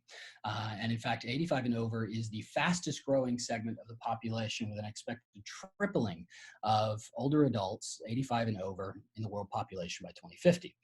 Now, with that, that's a nice sign of an increase in longevity, but that does not necessarily speak to our ability to live healthy longer. And as we age, even in the absence of frank neurodegenerative disease, we see that there are a variety of cognitive abilities that actually decline as a function of older age. And that's not to say that all abilities decline. Vocabulary and many linguistic skills remain very stable over the lifespan, potentially even improving in later life. But a variety of fluid cognitive abilities like working memory, like speed of processing, attention, executive function, and long-term memory all decline. And in fact, those declines start somewhere in our 20s and 30s, slowly decline, and then significantly decline in the 7th, 8th, and 9th decade of life. For a majority of this talk, I'm going to focus on working memory function in particular. Working memory is an executive memory process that involves the transient manipulation and reorganization of info that's really no longer present in the environment. So it's this shorter term process of memory. It's very important as the interface between perception and long-term memory encoding, and it plays a critical role in goal-directed behaviors involving decision-making, problem-solving, and a variety of others. Well, working memory is heavily implicated in the frontal lobes. And in fact, the frontal lobes in aging are the region or the lobe of the brain that is most impacted by the aging process. In fact, it's the last to develop and the first to start to degenerate as we get older. So we see the most significant structural and functional changes in the frontal lobes. And so for us, that gives us a very important target for what we're attempting to facilitate in our tDCS studies. And in particular, what we're looking at is the fact that declines in things like working memory, but also speed of processing and other abilities that decline with age, impact our ability to maintain functional independence later in life. They also play critical roles in our daily living activities, such as daily medication usage, cooking, errands, a variety of things that allow us to maintain that independence. And working memory is particularly important for each of these. So with this rapid increase in the proportion of the population that is older adults, we need to identify methods for enhancing these functions in older adults, because simply put, our economic healthcare infrastructures around the world are not built to withstand the amounts of healthcare consumption that will occur as a result of the shift in the age of our population. Now, there have been a variety of studies that have suggested that tDCS to the frontal lobes may enhance working memory function, and tDCS to a variety of brain regions may have an impact in older adults. So this is a quick snapshot, and by all means not all inclusive, but a quick snapshot of a variety of studies specifically in older adults that evaluated typical paradigms of a single session of active stimulation and a single session of sham stimulation to evaluate whether or not tDCS, and very often in this context, tDCS by itself, not impairing, could potentially nudge cognitive function in older adults in one direction or the other. And in fact, what you can take away from this is that these small studies have shown quite a bit of promise. If we look at the effect sizes that are produced on average by these studies, we see that, that there are moderate and in some cases large, but also a few small effect sizes. To me, this information is a takeaway that there's promise for potentially impacting cognition in older adults using stimulation. But there are still a lot of questions we have regarding this. Promise is great, but how in the world are we doing this? How are we having this impact of tDCS? And in this case, we're asking that question on working memory function. So to attempt to start understanding how tDCS delivered to the brain can impact working memory, we performed a study that we called the Cognitive Stimulation, or CogStim study, to answer this question. This paper was recently published in Frontiers in Aging Neuroscience. You can see the citation here, and that's open access and freely available. But at its heart, this study was an experiment where we attempted to go into the scanner and use an MRI-compatible tDCS system paired with delivery of a classic working memory paradigm in the scanner, in this case, an in-back task.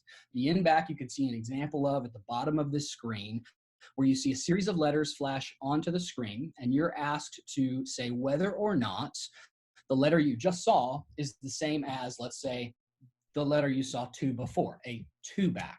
Or in the control condition of this, the zero back, to press a button anytime you see the letter X on the screen. This could be a 3-back, a 4-back, so forth, so on. But a 2-back is fairly well calibrated in older adults to be quite difficult, but still possible to perform in the scanner. If you change your age range of population, you would need to then alter the difficulty of that in-back task appropriately. So for 2-back versus 0-back, we had participants in the scanner performing this. And I'll tell you the design of the overall study in a slide or two, but in general, I just want to reiterate, we're talking about older adults. This study had 16 older adults that participated in this study between the ages of 60 and 90, average age of about 72. And these were healthy older adults free from neurodegenerative disease, stroke, traumatic brain injury, or other insults to the brain. And so they were overall a relatively healthy population.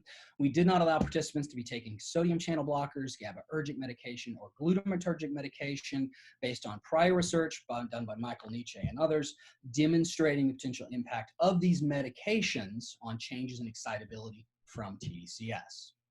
The overall study was a within subject paradigm where participants would come in and undergo 2 sessions of stimulation and in-scanner stimulation and fMRI.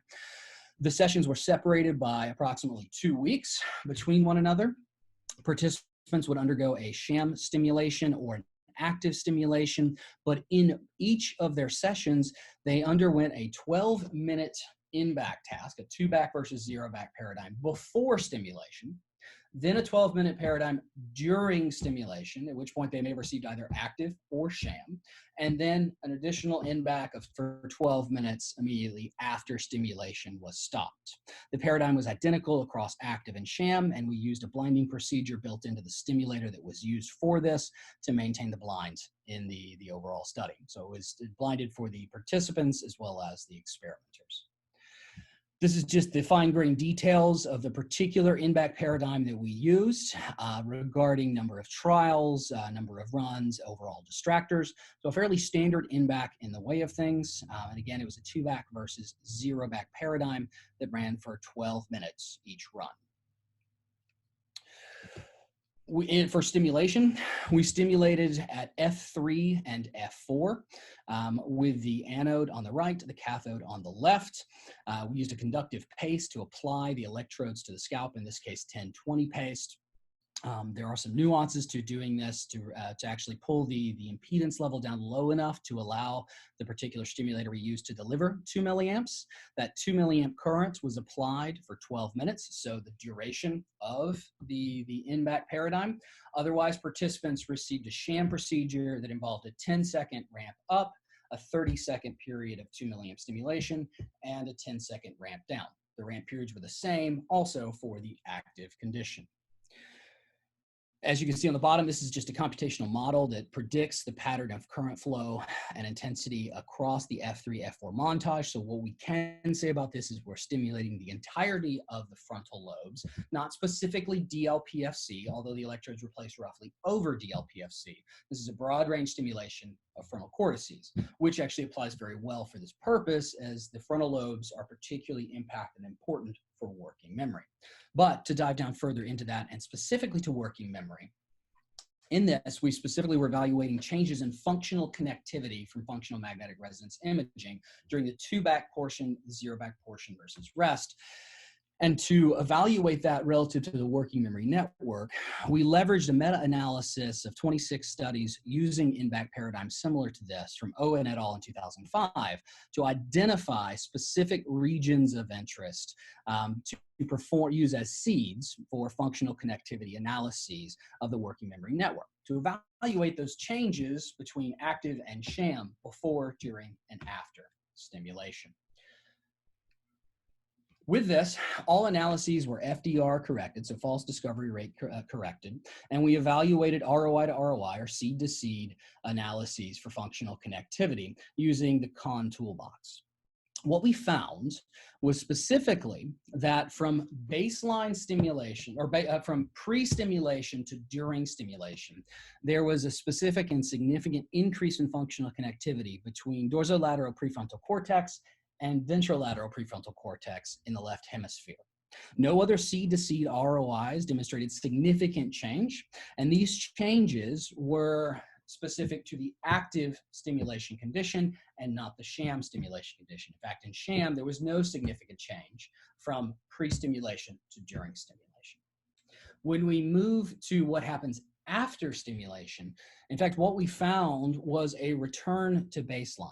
So for that increased connectivity in the left frontal cortex in DLPFC and VLPFC, we saw that increase in connectivity post-stimulation returned to baseline. So it decreased in a roughly equivalent fashion to what we had seen at the pre-stimulation period.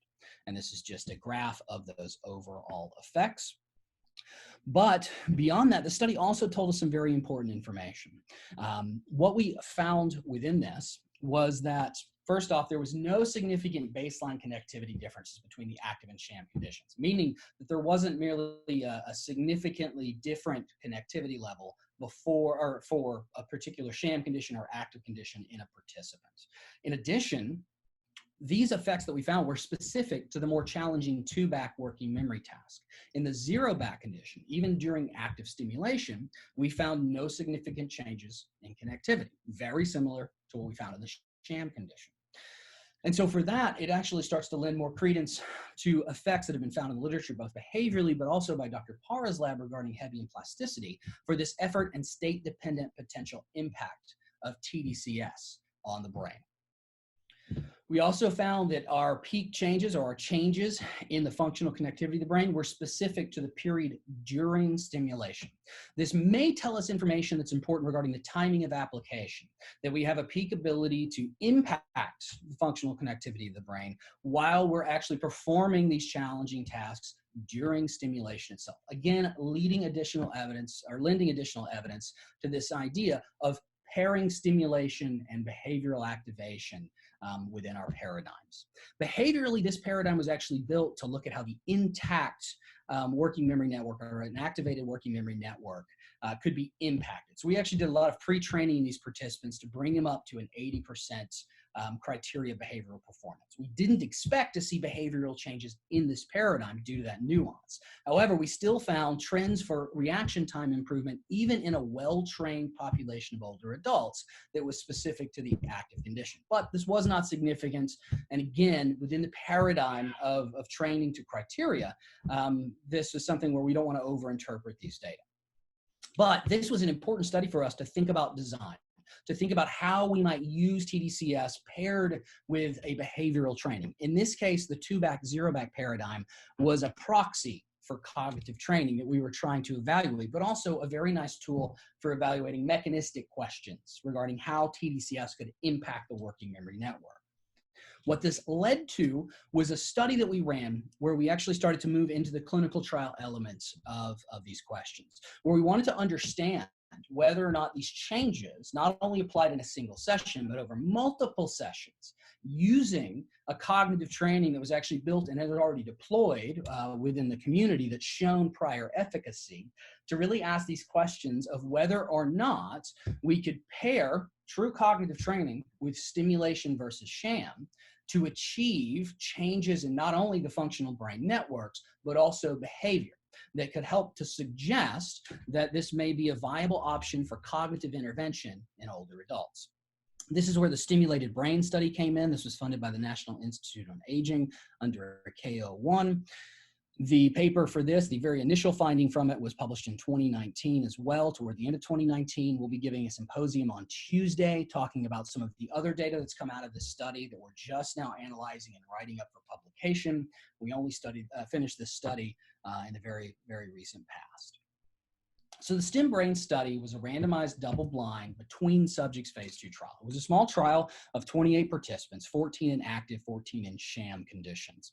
The cognitive training intervention itself was an adaptive cognitive training paradigm developed out of the Positive Science Brain HQ portal, using a series of tasks that have shown promise and that we've actually piloted in the past to demonstrate responsiveness to tDCS stimulation.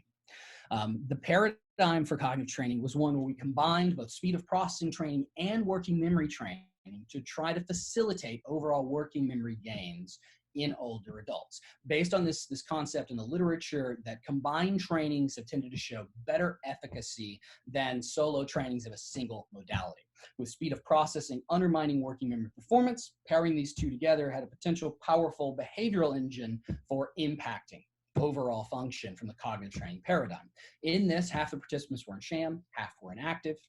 And the training paradigm itself, you can see examples of the tasks. There were 8 tasks within this, 4 in processing speed, 4 in working memory. The working memory paradigm was really built heavily around in-back-based working memory tasks. And participants received 400 minutes of total training over a 2-week period, 5 days a week of stimulation and training. The training lasted 40 minutes. Stimulation was for the first 20 minutes of each of those training sessions. For tDCS, we again delivered 2 milliamps of stimulation, in this case, 20 minutes of stimulation in the active condition, and 30 seconds again in the sham condition. The ramp up and down procedures were 30 seconds in this particular paradigm for both the active and sham conditions. Electrodes were again placed in the same locations at F3 and F4. And again, we have the same basic pattern of prediction of stimulation of the entirety of the frontal lobes. We had a roughly equal number of males and females in our groups. There were no significant differences between age, education, or general cognitive status based on the Montreal Cognitive Assessment. We also had a very high level of total intervention adherence of 97% of all intervention sessions adhered to across these participants. And we performed our same type of analyses that I'd shown you in the prior CogStim study. Again, leveraging the Owen et al. Meta-analysis for ROIs of the working memory network, and Kahn to perform functional connectivity analyses in our older adults. But in this particular study, after 2 weeks of intervention, looking pre to post intervention, they were scanned and assessed before intervention started, and then again the day after intervention was stopped. And so with this, what we actually found in this context was, again, involvement of the left DLPFC, but in this context, a significant increase in connectivity from left DLPFC to right inferior parietal lobe. So now we're seeing a more distal effect of connectivity change in the context of a 2-week intervention with tDCS and cognitive training. And this effect was significant pre to post for active over sham conditions. So this is above and beyond anything shown in the sham condition. Behaviorally, this is where we actually found significant improvements in two-back performance. A key element of this is that the in-back in scanner was one that they were not trained on. There were card shark and auditory ACEs from the POSIT Brain HQ portal, but these were different styles of in-back that they received training on. So we're using an untrained but very close transfer or near transfer to an in-back task that prior to this they had seen only once at the pre-stimulation condition. And in that, we saw an improvement in target accuracy for the active group, but no changes in the sham participant group. While the reaction time findings were not significant, we did find a strong trend for improved reaction time in the active group with no changes in sham. But in this, what we're finding after 2 weeks is now a significant impact on behavior with trends for changes in overall RT. Taken together, this suggests to us from this data that yes, tDCS can modulate connectivity in healthy older adults within the working memory network. What we found in an acute stimulation study were very focal effects in the left frontal cortices, whereas in a 2-week application, we found more distal effects involving contralateral and more posterior regions of the working memory network. These data together also suggest critical importance in terms of the dose of stimulation, both in terms of frequency and duration. They also tell us information about the timing of stimulation delivery, which the CogStim study was critical in giving us information on. But also, we see that these effort state dependent effects, again, prove true. When we look at the data from the stimulated brain study, the zero back condition did not show significant changes in connectivity. Again, it was specifically the more challenging 2-back task. So this effort state dependent effect, which Gill and Hamilton had demonstrated years before in behavior, plays out both in behavior in a clinical trial and acute stimulation setting within the brain, but also lends itself to what Dr. Parra was discussing and in 2 talks before. Now, where do we go from there? I'm almost done, but this is something that's ongoing. It has been ongoing for a number of years. In this case, we've shown an acute study. We've shown a 2-week intervention with very limited overall training. At present, we're conducting, I'm leading the study that was the first ever phase 3 clinical trial funded for transcranial direct current stimulation, the Augmenting Cognitive Training in Older Adult study, or the ACT study. And this is a 2-site randomized clinical trial where we are attempting to randomize 360 older adults that meet the same type of inclusion criteria I'd mentioned to you before in the prior studies into a 3-month cognitive training paradigm. They do cognitive training 40 minutes a day, 5 days a week for 3 months. It's the same 8 tasks that I demonstrated to you before. F3, F4, 2 milliamp stimulation. With anode on the right, cathode on the left for 20 minutes. They receive 20 total sessions of stimulation, 5 days a week for the first 2 weeks, and then 1 day a week each week thereafter for the remainder of 3 months, a booster, if you will. But throughout that entire time, they're doing cognitive training. And in this case, on a cognitive training laptop that we've given them to take home that allows them to have 4G LTE and perform the training remotely 4 days a week out of the 5 for that period outside of the first 2 weeks. We're assessing participants pre-intervention, at the end of 3-month intervention, and again at 1 year.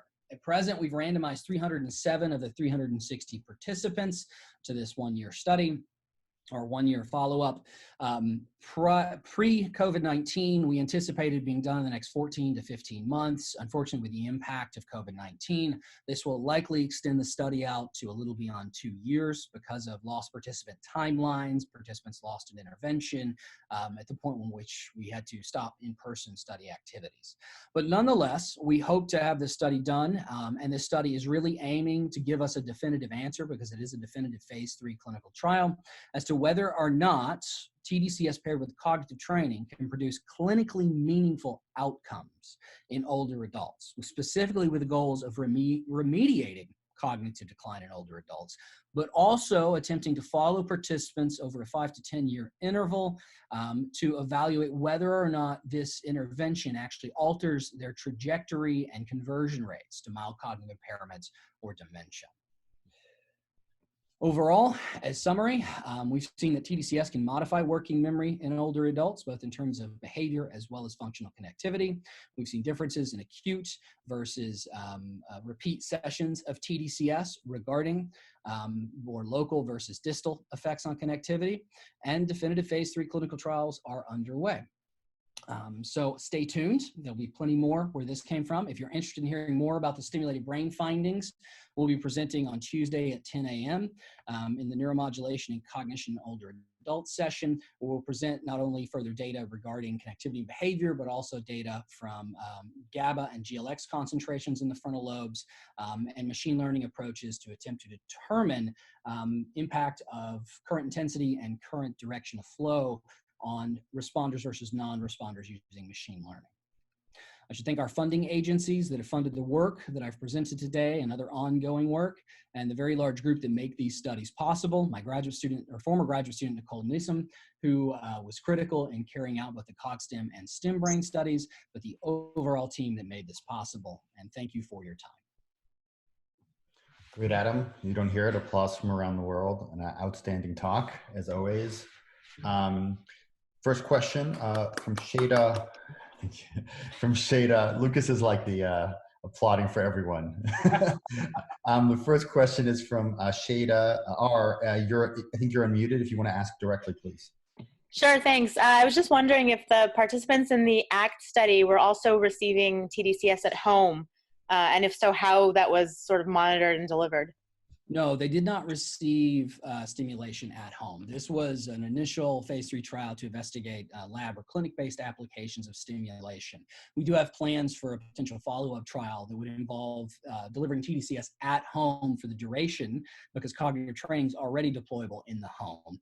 But this first trial, they did not receive at-home stimulation. So just once a week in the lab? So it was 5 days a week for the first 2 weeks, and then once a week in the lab for stimulation. Okay, thanks. Let me just read the next question. This is to the current speaker, but also the previous speakers if they wanted to jump in. But let me start with you, Adam.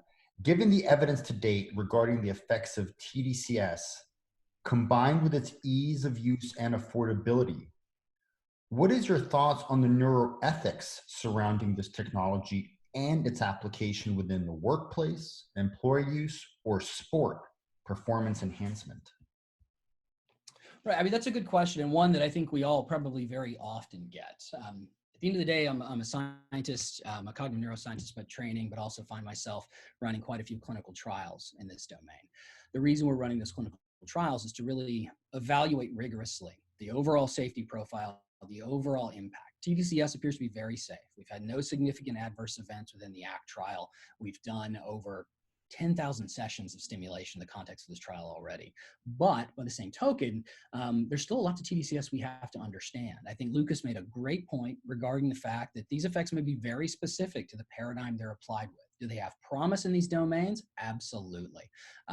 I personally tend to be very cautious because I'm a clinical trialist, and I want to see studies that demonstrate their efficacy and their overall safety in these applications. I think that when tDCS is done well, done correctly, it is very safe. When it's done poorly or incorrectly, you can burn someone's scalp, you can have effects that should not occur. You can search tDCS online, and one of the top images that comes up is someone that was doing stimulation of themselves and burned their scalp. That is a possibility. I'm also a firm believer that you can do anything to your own body. And that is all well and good and fine. But from my perspective, I'd like to see us get some of these trials done that have long-term follow-up, that show after a year whether we're having positive effects or potentially negative effects, because that's always a possibility, before we start going to broadband application. But nonetheless, it is a very safe technique. And I really encourage the other speakers. And then Bernadette, I don't know if you wanted to jump in, but again, you mentioned you get contacted all the time by parents who want to do stuff for their kids, right? And we're in a situation right now where we're all putting out papers. We absolutely cannot accept everyone into our trials who wants to be part of it. And so how do you balance the ethics of that? So one of the things that I think is helpful in terms of that is when we're describing, there was a question that on the chat group someone had asked, so how do you get people recruited and how do you work with this? But one of them is to talk about, be very transparent, like Adam is, about who they're including and why, and what we're trying to do in terms of answering preliminary questions, and be able to talk about who does respond so that we can expand this, like the phase 3 that you're doing, Adam, and moving on. So I think a lot of this is working together in concert with your participants as a team for them to understand that this is research, it's not clinical treatment, not there yet, but we're trying to get there, and that's why we're so specific. Adam, thoughts on that as well from your population? Yeah, I agree. I mean, many of our participants finished the trial and they're like, I want to keep doing this. And we're like, well, that's something where we're doing a research study. We want to find out, is this safe? Is it effective? I don't want to recommend you to go do something that ultimately isn't going to be beneficial to you or may harm to you. Do I think it's going to do harm? Well, no, I don't. But at the same time, I want the evidence to demonstrate that. It is a research approach right now. We hope to get there to a clinical. I think you said it perfectly. And the one other thing I would say in infants is that in infants and children specifically, as I go back to what Adam just said, is you want to keep your child as safe as possible, and so do I. And so I can't answer these questions unless I do these studies the right and appropriate way, meaning safety at the forefront. Marom, is there time for one quick? Please. Adam, there was a large study on fluid intelligence a few years ago with tDCS, and if I recall correctly, the general finding was people were trained in a video game task that included things like task switching and impact memory and so on, and the finding generally was people got better at the video game, but it didn't transfer too well. Do you have plans to measure transfer? Oh yeah. The transfer to different. All of our trials. I didn't have time within this to kind of show all of our assessment measures. In the ACT trial, the primary outcome measure is the NICHE Toolbox Fluid Cognition Measure, which tests 5 domains that commonly decline with age. We're training 2 of those, and we're asking a very large question of can we have transfer to this general measure of fluid cognitive ability. However, we have an extensive assessment, both in terms of multimodal imaging as well as cognitive functional assessment. We're trying to evaluate directly whether it impacts their functional abilities, their driving performance, and a variety of other relevant domains. One of the key things about cognitive training is that a lot of cognitive trainings only result in you getting better at what you trained on. And all cognitive trainings do that fairly well. There have actually only been a very small number of cognitive trainings that have shown true transfer. And in the building of this clinical trial, we actually went back to the literature and looked at over 30 years of literature regarding those that had shown transfer. For speed of processing, the useful field of view paradigm was one of those most extensively studied.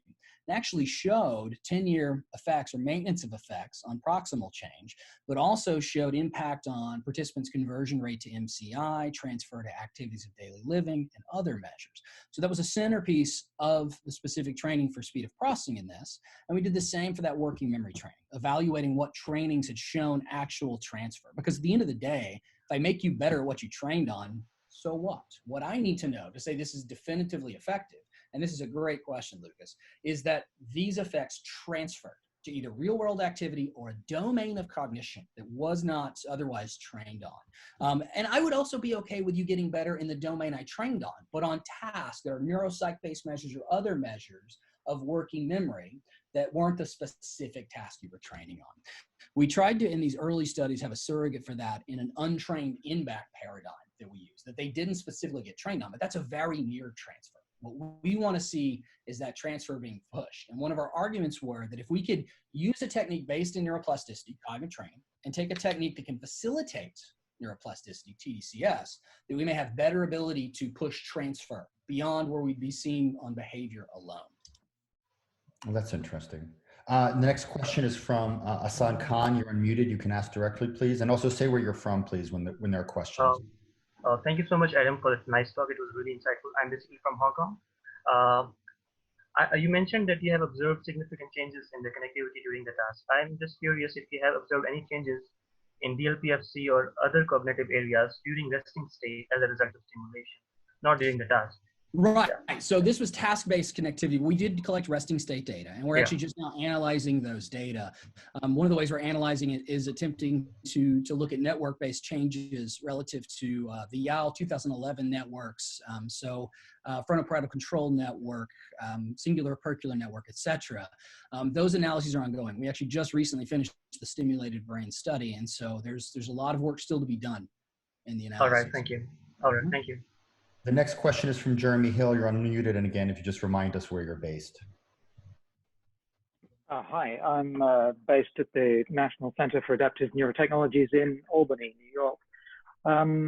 I was just wondering about the choice of montage, the F3, F4. I don't claim to know the literature, but I assume that is evidence-based.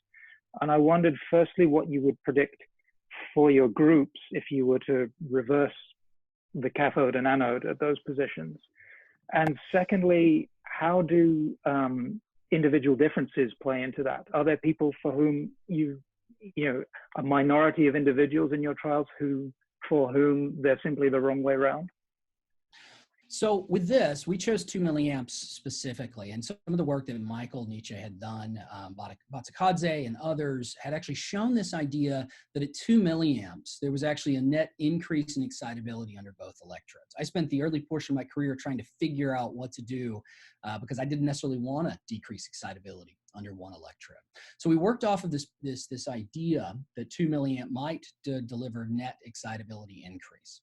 And so in this context, if this were the same as 1 milliamp stimulation where it's increase under the anode and decrease under the cathode, I actually would have predicted that connectivity in the left frontal cortices would have gotten worse. But in fact, we saw the opposite. We actually saw that we saw improvements in left frontal connectivity, both in the acute and the 2-week intervention study. So at 2 milliamps, my hypothesis is that if I flip those electrodes, I probably wouldn't see a difference in impact. However, if I change the stimulation parameters to 1 milliamp, where I see the net increase versus decrease in excitability, I think we might find very different effects. So that if the cathode were over the left, I might see decrease in excitability, whereas with the cathode over the right, I might see increase in excitability in the left. So changing the parameters would kind of be critical within this, but we specifically selected 2 milliamps for this idea, and it's something that Michael's group has replicated.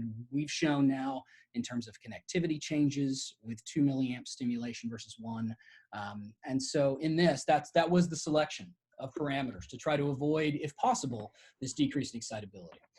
And the second question, individual difference is exactly where we're at right now. We're using computational modeling of every participant in every trial, and we're pairing that with machine learning approaches to try to evaluate how individual differences in brain atrophy, individual differences in the direction of current flow based on even minute changes in the location of electrode application, but also the intensity voxel-wise across the brain, actually predict response versus non-response.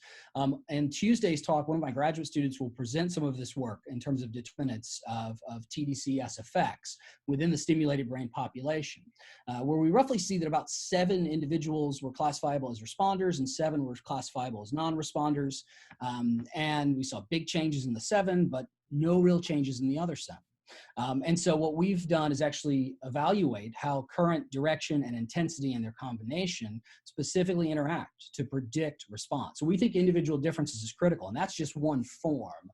In our larger trial, we intend to look at both their baseline clinical characteristics, imaging characteristics, and other to evaluate further responders versus non-responders.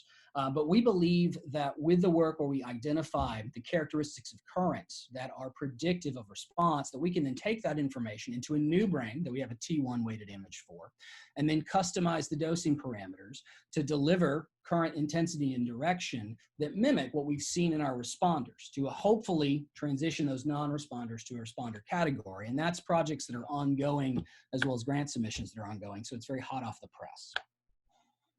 And we'll just do one more very quick question, very quick answers. Shane, let me just read the question out loud. Why did you choose to stimulate for 20 minutes per behavioral session when participants trained for 40 minutes? Do you think that stopping tDCS mid-session would alter learning in any way? If you just have a quick response. That's a great question. So there was some work that came out that actually demonstrated a few years ago, and I'm trying to remember the reference off the top of my head, that stimulating beyond 23 minutes, they had shown a change in the polarity of response of the tissue. So that this idea of excitability had then shifted from increase to decrease after a period of stimulation at 2 milliamps. So we initially, when conceptualizing the study years ago, I thought, well, we'll just stimulate for 40 minutes. But then looking across what we know from dosing parameters, and by and large, a lot of this is out of the motor cortex, we realized that more is not necessarily better. More is just different. And so we were very specific in selecting 20 minutes, but also with the idea that we can get the potential benefits of acute stimulation.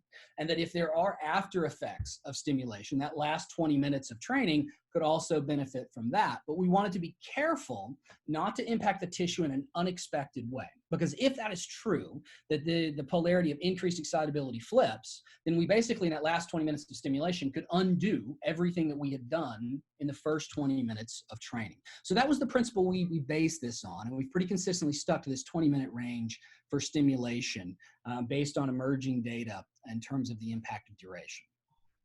Thank you, Dr. Woods. I really appreciate that. A great talk as always. And now I want to invite Andre Brunoni.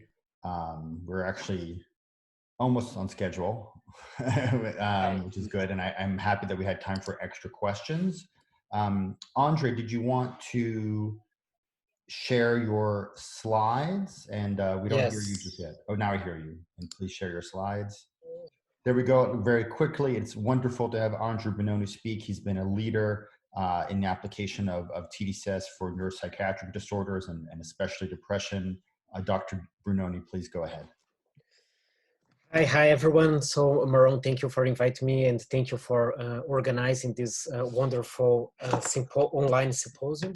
I'm going to discuss today about the use of tDCS for depressive disorders. And for those of you who are not so familiar with this topic, I just want to remind a little bit about major depressive disorder. It's a condition that has two main symptoms, which are depressive mood and anhedonia, and several symptoms that are accessory to the diagnosis of depression, such as anxiety, sleep issues, weight changes, or defined from the DSM or the ICD-10 or 11.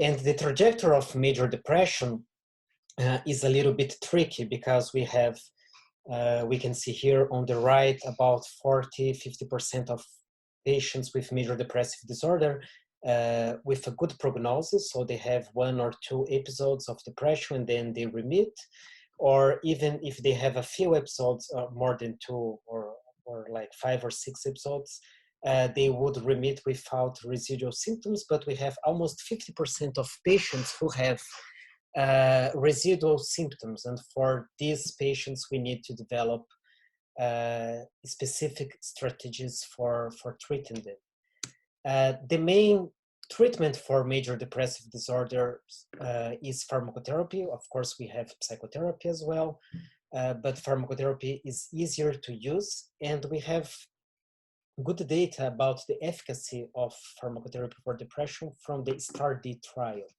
So the STAR-D was a study that was done in the US between 2000 and 2006. More than 3,000 patients were recruited, and they were randomized to receive several types of antidepressant drugs, mostly SSRIs, but also other drug classes as well. There was also combination with cognitive behavior therapy. Different strategies were tried, so augmentation, substitution, and association of different treatment modalities. And we had two main results in the study. So the first one was that antidepressant drugs and CBT roughly had the same response rates or better remission rates. So almost 30% of patients remit in the first step. And after 4 or more treatments, almost 30% of patients did not remit. And we call these patients treatment refractory. And this is interesting because this has not changed so much in more than 15 years. So this trial was done in 2006, but even nowadays in 2020, this is still an issue of treatment refractoriness. And it's also an issue of this remainder 70%, because although they do remit with antidepressant drugs, they often have adverse effects that limit the use of the correct treatment in the long term. So they will decrease the dose of these antidepressant drugs, and they will eventually present symptoms again. So it's a challenge in both ways, both of those who do remit with antidepressant drugs and also for those who do not remit using antidepressant drugs.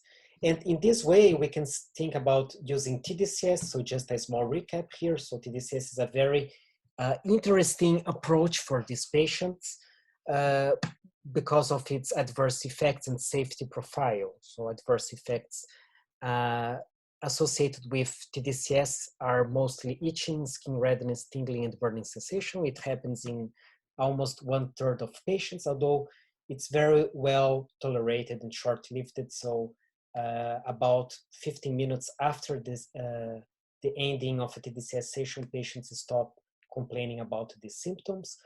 There are no serious adverse effects associated with tDCS, and when we say a serious adverse effects, we are referring to hospitalization or a seizure or even death. So far, not any specific serious adverse effects associated with tDCS. And about the hypomania and mania, which is particularly important for depression, there are indeed a few reports of treatment-emergent mania after tDCS, but in a meta-analysis that we did some years ago, we found that there was no increased risk between active and shunt tDCS in the development of mania. And this is important because mania or hypomania can happen in the natural course of the disease. So it was not caused by tDCS, but mainly associated with tDCS, and would occur either the patient was receiving tDCS or not. And of course, it's important to think about tDCS in COVID-19 times. And then this is, I think, a unique opportunity for tDCS, especially when we are talking about non-invasive brain stimulation therapies, but also for therapies in psychiatry as general, because we don't have many options for home use treatments, and we do have for tDCS. It's possible to use tDCS at home. There are solutions for doing that. For instance, devices that are very simple to use, headbands that would place the electrodes in the correct position. And it's also possible to supervise patients using tDCS and also interrupt use if necessary. Of course, there are different types of products, of devices, but we do have commercial solutions for using tDCS remotely at home with good supervision. So this is something interesting to remember, especially in these times of COVID-19. Thinking about the use of tDCS in depression, so we have the rationale that certain areas in depression are hypoactive, and basically prefrontal cortical areas such as the dorsolateral prefrontal cortex, but also other areas such as the dorsomedial prefrontal cortex. And we have areas in depression that are hyperactive, such as the basal ganglia, Brodmann area 25, and insula, among others. Studies done by several researchers, such as Ellie Meiberg, have shown that patients with depression have hypoactivity in these areas. So I'm showing here in blue hypoactivity in areas 9 and 46 of Brodmann, and the hyperactivity in area 25 of Brodmann, Brodmann area 25. And after treatment, here was with DBS, but there were studies testing SSRIs as well. They could find that after 3 or 6 months of treatment, there was an increase in activity with DBS or SSRIs in brain areas that were hypoactive. And conversely, there was a down activation of areas that were hyperactive. And theoretically, we have the same rationale with tDCS, also with TMS, but theoretically, we could increase brain activity in cortical areas, and by top-down neuromodulatory effects, we could downregulate, decrease activity of areas that are hyperactive in depression. And it's with this rationale that we are using tDCS to treat depressive disorders. So now I would like to show a few studies that we have done in our group. So thinking about this possibility of using tDCS at home or as a first-line treatment, also think that tDCS is a relatively affordable intervention, especially comparing with TMS. We were interested primarily in comparing tDCS with pharmacotherapy. So thinking in this rationale that tDCS would be a good first-line treatment for patients with depression. And in our primary study, or in our first study, we were interested also in the combination of tDCS and antidepressant drugs. So we did a factorial study. This was published in 2013. We recruited 120 patients. They had a moderate episode of depression, as you can see here. We also have washed out them, so they were not using antidepressant drugs at baseline. This is important because antidepressant drugs could be a confounding factors, and they received sertraline 50 milligrams per day or 12 sessions of tDCS. They initially 10 sessions consecutively, 1 per day, and then 1 session every other week. So this was our design. We had 4 groups, double dummy design. So we had a group receiving placebo, 1 only sertraline, 1 tDCS, and the other one the combination. So this is, here is the flow chart of the study, and here in the right, the main results. Here is the MADRS scale, so it's a depression scale, and we could find that the combined treatment, tDCS plus sertraline, was more effective than each treatment alone. You can see here in black. Almost 2 times the improvement of the other treatments, and also the combination led to a faster improvement as early as week 2. We can see here that tDCS as a monotherapy was also more effective than placebo, but only at week 6, not earlier. And we had interesting results here in the pharmacotherapy arm. So on one hand, we had tDCS and sertraline overlapping in terms of efficacy. And so one conclusion could be that tDCS was as effective as sertraline based on findings of this study. But also we had the issue of sertraline being overlapping with placebo. So it was complicated to interpret here because sertraline was not superior than placebo in this treatment. So there was indeed these criticisms in this first study, and that's why we decided to do a second one. So specifically comparing tDCS versus SSRI. So we were satisfied with the combination results of tDCS plus sertraline, but we want to explore a little bit more the comparison between tDCS and SSRI. And just to remember why tDCS and sertraline together were better than each treatment alone, we have some explanations. One possible explanation could be based on neurophysiological studies done by the group of Michael Nitsche first in 2009 and also again in 2016, but basically showing that tDCS combined with citalopram, which is another SSRI, led to greater effects than tDCS alone. As we can see here, this is a nodal tDCS as a monotherapy or with placebo, and then here active tDCS plus citalopram, we can see an increase in motor cortical stability. Okay, now moving on for our second study, then we were interested in the comparison between tDCS and citalopram, and we did a few modifications compared with the first study. So first, we were not combining tDCS with SSRI. Second, we were using a different SSRI, and we used a full dose of citalopram, 20 milligrams per day. So a very high dose, but we were interested to see if tDCS could be as effective as a FDA approved treatment in its maximum dosage. And we also had a placebo group because we were interested really in this comparison, and it's important to have a placebo arm to do a proper comparison. So imagine that, for instance, we had the same response rates of citalopram and tDCS, but the response rates could be as good as or had the same performance than placebo, or could be superior to placebo. And because we could not know that beforehand, we had the placebo group.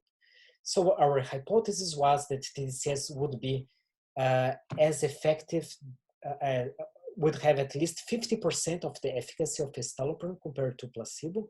And this number of 50% is usually used in non-inferiority trials because we have usually a high variation in the placebo response in depression trials. So that's why we use this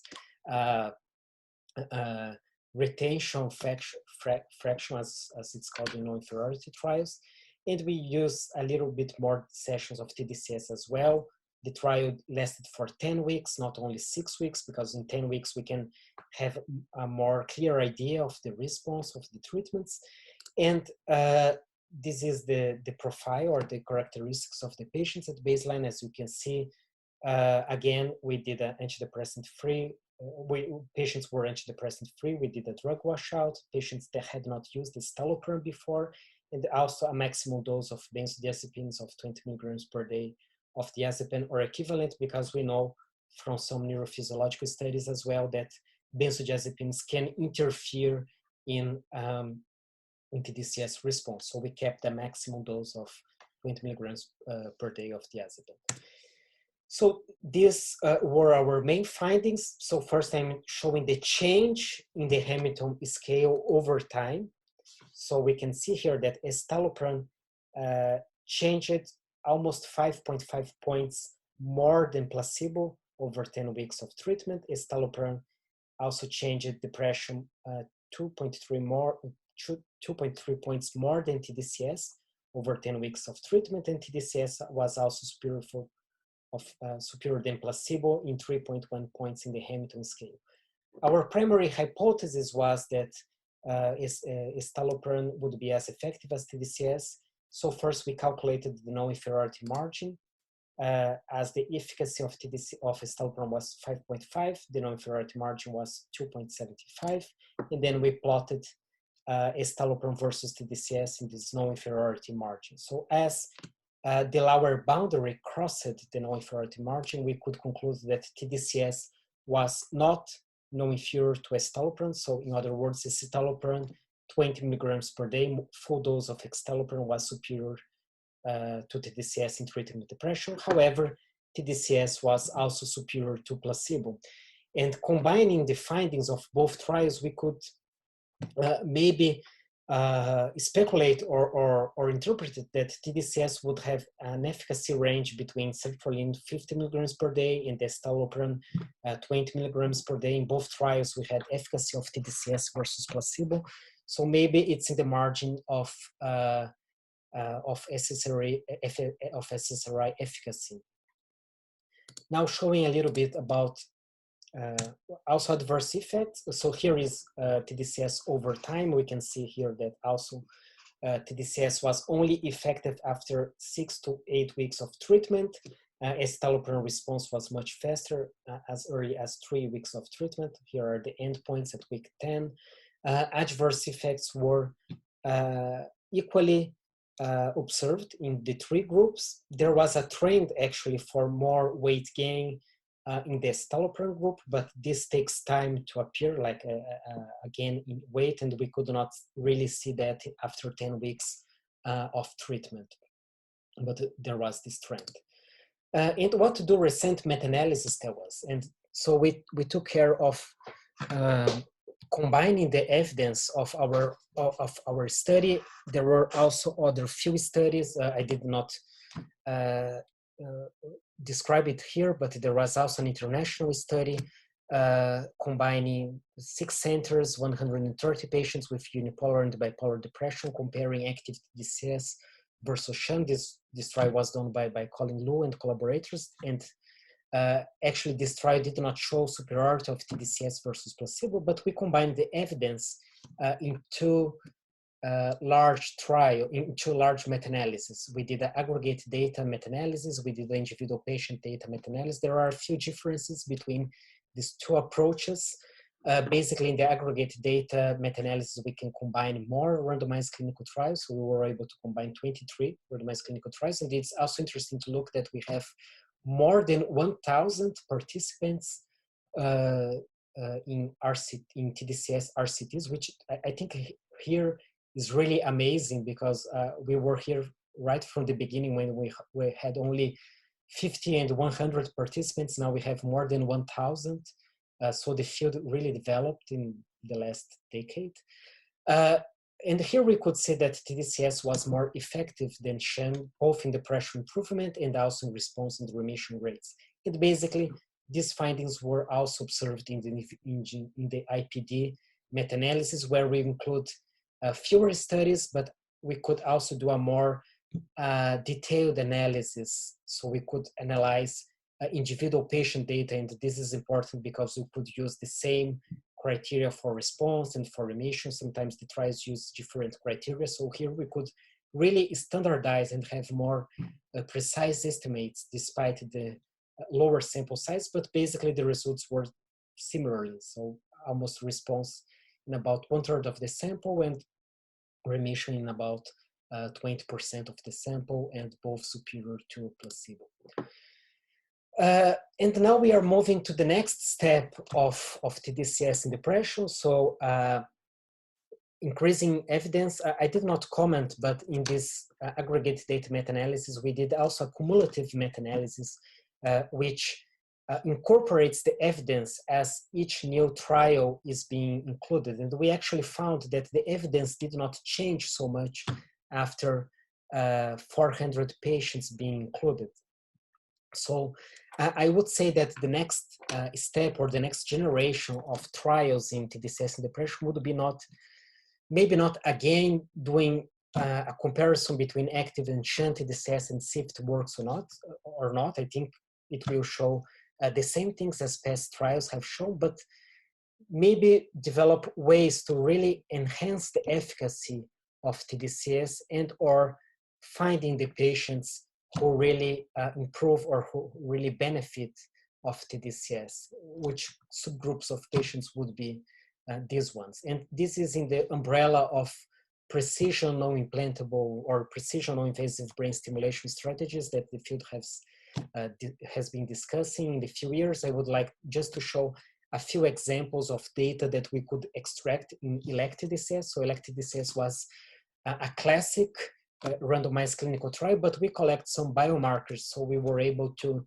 have some hypotheses for this next generation trials in terms of tDCS and depression. And the first one was an association between biomarkers and tDCS efficacy. So we collect MRI in almost 20% of the sample of ELECT-tDCS. This corresponds to 52 subjects, and we did some analysis specifically in the prefrontal cortex, as we had a relatively small sample for MRI purposes. We did not do a whole brain analysis because of the false positive findings when you do this type of analysis. So we prefer to focus on the prefrontal cortex, and as as most of you know, when we say dorsolateral prefrontal cortex, that's not really a spot in the brain, right? So it's a big area. It's not so precise where the dorsolateral prefrontal cortex actually is. So we did some parcellation. We used this SALET parcellation map of the prefrontal cortex, which divides the brain or the prefrontal cortex in 10 areas based on neuroimaging studies. Doing this analysis, we first found that the prefrontal cortex, the volume of the prefrontal cortex was associated with tDCS response. And this is interesting because it's specific for tDCS in blue here. So the larger the brain in the prefrontal cortex, the greater the response in depression. But this was not found for placebo or estalopram. So really specific for tDCS.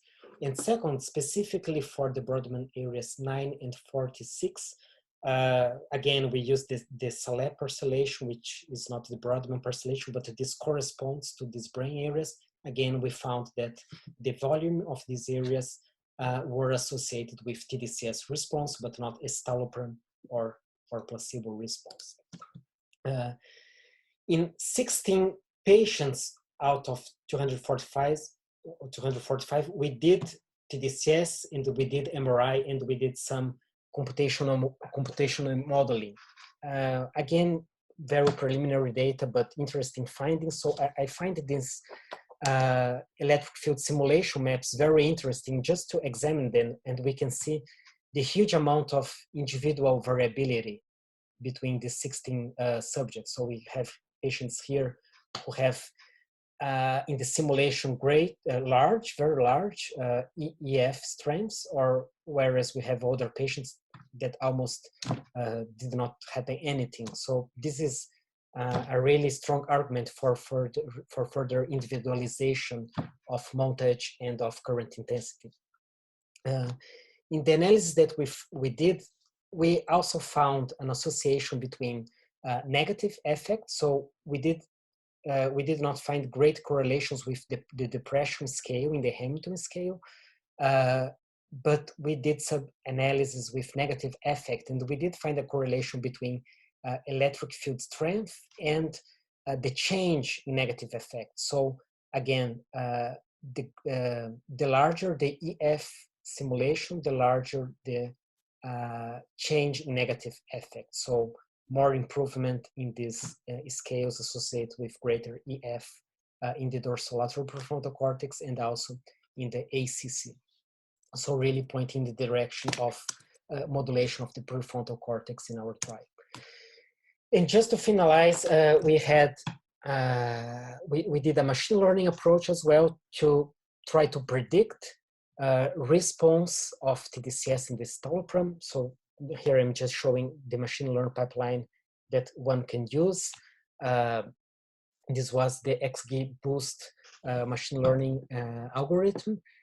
Important, we used only baseline clinical data. So we did not use biomarker data. We want to do that, but here was only clinical data and only data from baseline. So not incorporating results or even early results, only baseline data. And we could find that the predictors of tDCS response and estalopram response were different. So for tDCS, we had mostly negative effect predicting tDCS response. For estalopram, we had several features predicting response, so very different. And we can see here the right that hey, Andre, maybe just a little bit of time for Q&A. Can I ask you to just yeah, like wrap up and then we'll. Okay, yeah, so this is one of the last slides. So just to summarize, then the accuracy was not great, about 65–60%, but we could see very specific predictors for tDCS and estalopram. And then this, we did not do in the ELECT, but there is also this possibility of combining tDCS with other interventions. We can also discuss that in the Q&A. And just as final remarks, tDCS in 2020, effective therapy for depression associated with small and heterogeneous effect size. And we have this next generation trials where we try to identify subgroup of responders and enhance efficacy of tDCS. Thank you. Thank you, Andre. Let me just do a couple quick questions and get a couple quick answers from you. One of them, is there evidence from meta-analysis or experiments that tDCS is effective in subjects with refractory depression, meaning really people are asking about tDCS for patients who are less responsive to drugs? So most trials have been done with non-treatment resistant samples, so that's where we have most evidence. In the first individual patient data meta-analysis we did, there was an association between treatment-resistant depression and lower tDCS efficacy. In this more recent individual patient data meta-analysis we did, we've found no association actually. So it's a little bit confusing now. There is this idea that tDCS is more effective in less treatment-resistant samples. I agree with that, but that was not shown by this recent meta-analysis that we did. The next question is about tDCS and personality disorders, and so using tDCS in depression, and the questioner is asking, you know, they suggest that they've observed clear differences in treatment in people with depression and borderline personality disorder or narcissistic personality disorder. So what do you think about those issues? Yeah, I had some people also report me using tDCS in personality disorders. I would say that personality disorders are a little bit complex to study because there are many cluster of symptoms. So some people have this affective spectrum, some people with personality disorders have aggressivity, or other ones have depersonalization or even psychotic experiences. So I would say that this is really the argument for using maybe RDoC approaches more focused on symptoms or clusters of disease, and then we can see which subgroups of symptoms these patients would benefit the most. But I would say that for the affective symptoms, yeah, maybe that it's a possibility. Okay, I think there's many more questions, but in the interest of time, I want to thank Dr. Brunoni. Dr. Brunoni, applause from around the world. Thank you very much, as always, a very compelling presentation. And then I want to quickly move on to the final presentation of this session. This is from Dr. Vince Clark, who will be discussing about applications of transcranial direct current stimulation in cognition. Vince, if you want to share your slides. Okay. We're seeing your screen, not yet in presenter mode. Please, Vince, go ahead. Can you hear me okay? We can. Great, okay. Thanks so much, Marom, for putting this together, and I'm really impressed with all the talks that have preceded. I hope I can meet that, that high bar. So Marom gave me a very open title, and I just want to focus on a few questions or topics that I think are relevant and important. But first, I'll just review a few things. So about a decade ago, we started using tDCS in a specific series of studies, looking at people's ability to learn to detect threats in visual images. So in these studies, people would be given images like you see here, and hidden in this image is a cue that there might be a threat. We did a neuroimaging study using these stimuli and found brain areas that responded in the task as people learned to do the task, that changed their level of activity, assumably involved in learning to do that task. Then we identified superficial aspects of that response and applied tDCS to those areas, and immediately found a massive increase in people's ability to do the task, about a doubling of performance. And since then, using the same protocol of right F10, right inferior frontal cortex anode versus contralateral cathode, we've done a number of studies, now 14, using the same protocol, both for visual learning and other sorts of tasks, and finding a variety of responses.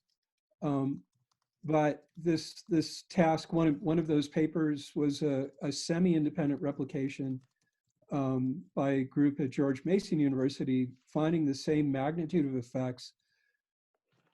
False alarms were cut by half, D prime almost doubled.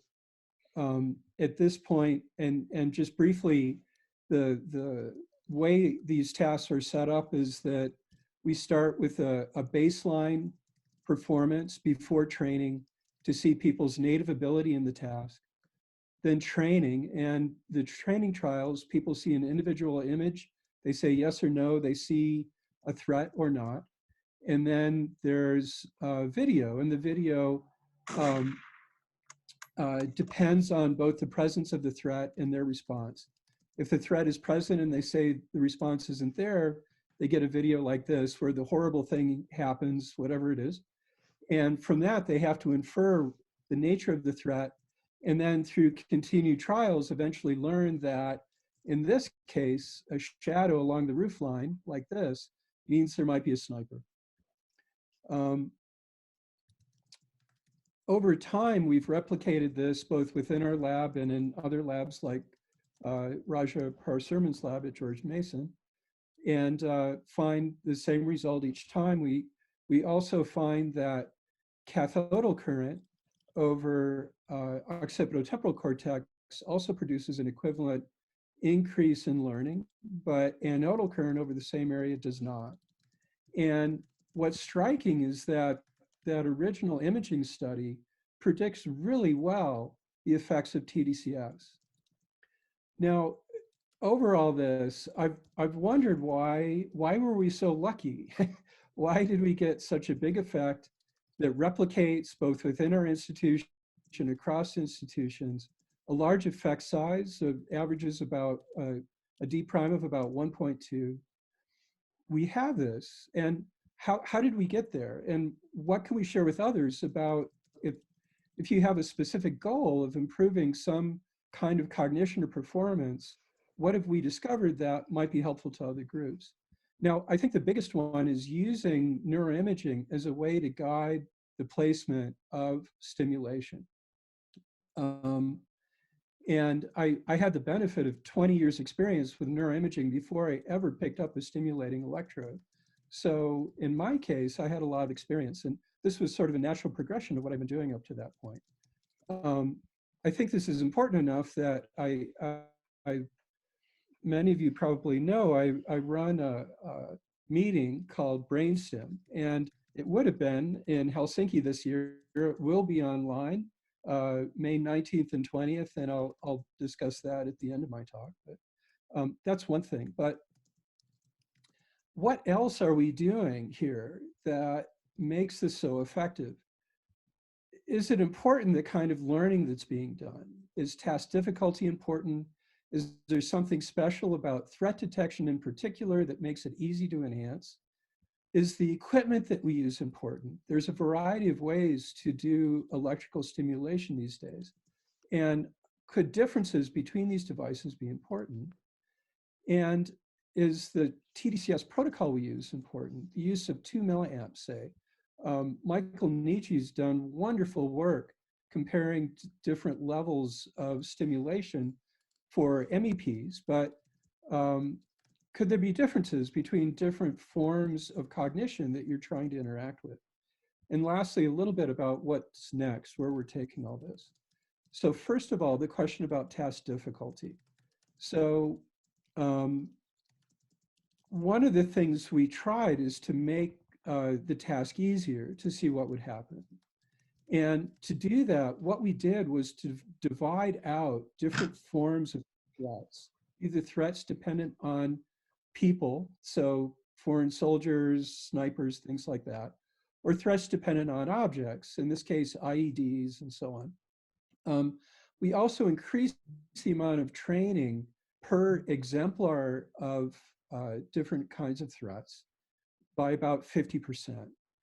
And another thing we did was to compare the use of the Soterix device, stimulation device, with the Activa dose. And I'll describe a little bit about some differences about those devices in a minute.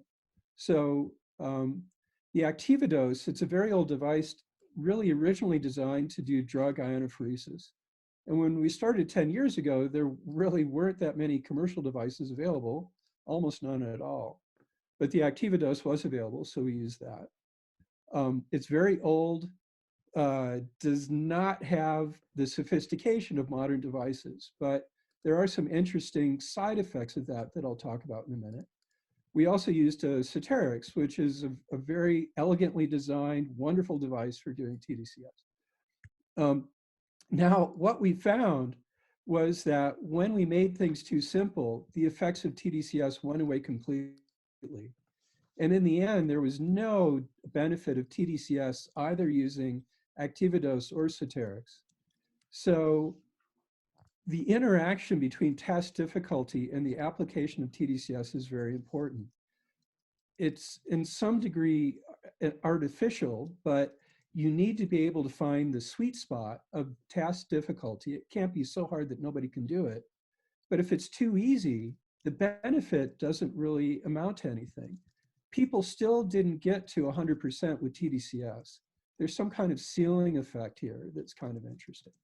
But in any case, difficulty does matter. The other question is there something special about threat detection? Is there anything that we're doing, having people learn to detect threats with this tDCS protocol that's important? And the reason for thinking that is that when you're looking for threats, assumably it activates brain networks that are designed to be able to process violent imagery. And there was a really interesting study that came out of Berkeley. First author is Huth. And what he found was that there's individual regions of the brain that respond to all sorts of different types of stimuli. And violent stimuli activate a unique set, which just happens to be where our sweet spot for tDCS is. So the question is, when we stimulate those areas, are we just enhancing people's ability to detect violence to produce this big effect? Or is there some other reason or something else that we could be doing? So Ben Gibson in our laboratory came up with an alternative task that doesn't use violence. And what he did was to come up with a task where you see a series of images and you have to identify which country the picture was taken from. Now, there's a number of subtle clues that you need to learn to identify to do this task. Not really the obvious ones, it's not quite that obvious. So it is actually a very difficult task. But it's discovery learning. You go through each image, you have to figure out for each picture, what country it was taken from. And what we found is with that same protocol, over training and testing at the end, there was a nearly 4-fold improvement in performance using this tDCS protocol relative to sham. And using cathodal current, there was a reduced benefit, but still a benefit. So for anodal and cathodal current both, we saw a large increase in performance doing this task. So what this shows is that threat is not important unless you consider pictures from foreign countries threatening, which some people might, but in general, people didn't consider it threatening. They didn't report it that way. And we get an even bigger response. So if anything, threats are distracting. And using a different task that was harder, at least for the sham group, to perform, still this tDCS protocol produced a big response, an even larger response. Now, we also looked at anxiety. And we find an interaction with anxiety and how people benefit from tDCS. So people with higher state anxiety tended to use small objects that were placed in the scenes as a part of the task to solve the task. And people with lower state anxiety tended to use the whole scene and didn't focus on individual pieces of it. So there are ways that anxiety can interact with tDCS and performance of the task. But threat detection itself is not important. So a summary up till now. The next question is about TES equipment. What are differences between different kinds of equipment? And in my lab, we typically use 3 different versions of TES equipment, the ActivaDose, Soterix, and also a star stim that allows us to record and stimulate simultaneously. So in the past, we noticed something interesting, and this is from work by Brian Kaufman from his poster from a previous NYC Neuromodulation meeting that won the best student poster competition. So what he found was that if you record EEG while the ActivaDose is working, you see these interesting changes in level of voltage coming out of the system. Assumably, it's compensating for differences in resistance. And as a part of that, changes the level of voltage over time, but it's not a smooth, continuous change. This same thing, because it's primitive, seems to be set up in a quantal way. So it's jumping up and down by a fraction of a volt each time it changes. Using a Soterix, again, very nice device, very elegant. You don't see it in the, at least during the DC phase, not the ramp up or ramp down, but during the DC phase, you get beautiful EEG that shows very little indication that the system is running. So what we're doing now, one hypothesis we have is that the added noise on top of the DC is part of the reason we're getting such large effects using this ActivaDose device. So using the star stim, we're now in the process of comparing, adding random noise to direct current stimulation and comparing that to direct current alone versus sham to see if there's any benefit to adding random noise. So the protocol we have, in order to maintain the maximum dose of stimulation at 2 milliamps, we're using 1.8 milliamps of direct current plus 0.66 microamps standard deviation of random noise that's distributed between 100 and 500 hertz. And we're using what's called the SAR task that was developed by Andy McKinley's group, a similar task to the threat learning task that we developed. And in the past, they've shown that direct current can produce a benefit. In this case, almost 3-fold improvement in people's ability to identify changes in these radar images. So by doing this, and Bradley Robert in my laboratory is helping me direct these studies, what we're finding is an actual benefit of adding random noise to DC current. Now, these are preliminary data. Data collection has been cut short by coronavirus. We'll get back to it when things get back to normal. But so far, we are seeing evidence, preliminary evidence of a benefit to random noise stimulation added to DC current. So this might explain why we're getting benefits with an ActivaDose, that rough, primitive kind of current might actually be producing a benefit. A last aspect to this is details of the protocol, and specifically the amplitude of current. So we've done a series of studies where we looked at the effects of slow wave oscillation using closed loop tDCS during sleep. But in addition to that, we did DC stimulation during training. And this is using that same threat learning paradigm. Now, in our original work, what we found was that applying DC during training provided people with about doubling of performance in terms of % hits of detection, correct detections, and that this was larger for repeated stimuli relative to generalized stimuli. And I'll show you that in a second. Now, what we would assume if this were linear is that half the dose would give us about half the response, which we should still be able to detect. Now, and the repeated and generalized is illustrated here. So the training trials were taken from a certain perspective. Repeated test stimuli were identical to training trials, generalized test stimuli were similar but not identical. Direct current gives us more benefit to repeated trials. Oddly, closed loop alternating current during sleep gives us more benefit to generalized and not repeated trials, showing there's a dissociation in terms of different forms of stimulation and when stimulation is applied. Now, this is a different way to show it, but this shows the effect of direct current on while people are learning the task.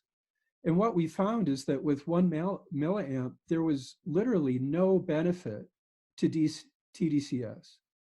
Now, this was also using a star stim without that added noise on top of the DC. So a combination of taking away the noise, potentially, and reducing the direct current by half led to no benefit. So it does seem, although it's more complex by using a different device, it does seem that 2 milliamps is a far more effective dose than 1 milliamp for this specific application.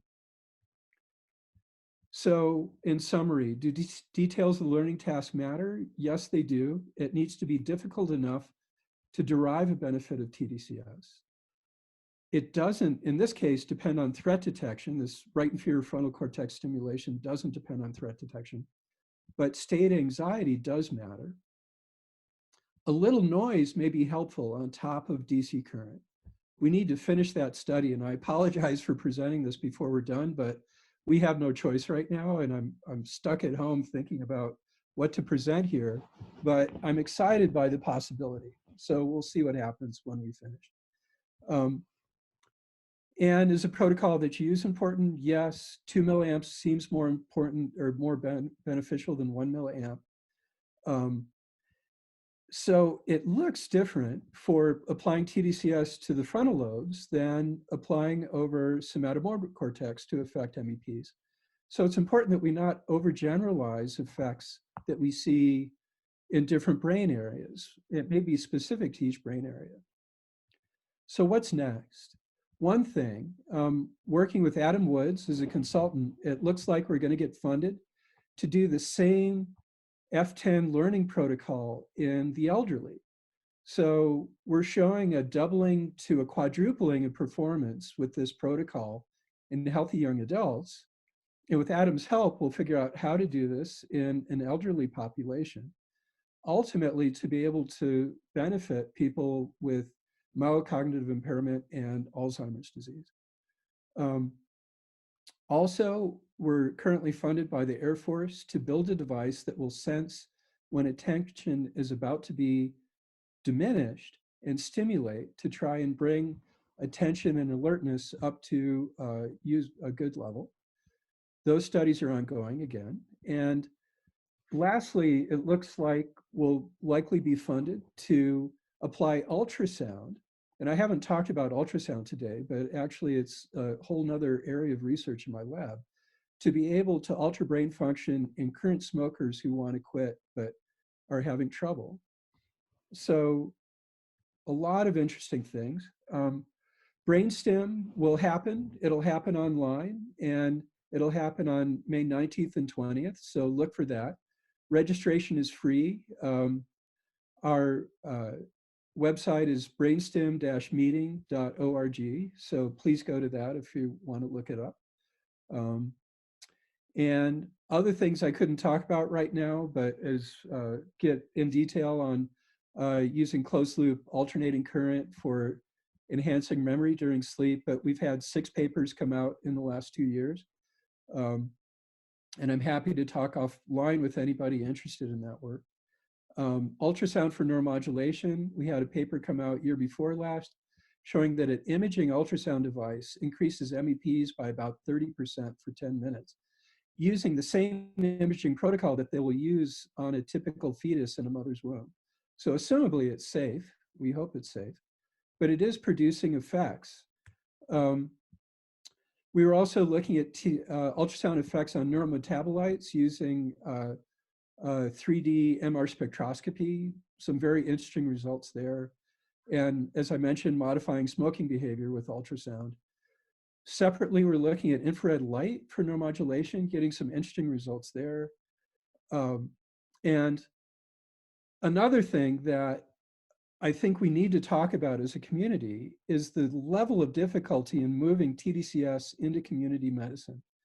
We have all these wonderful studies showing effects. Adam's work, Andre's work, it's great.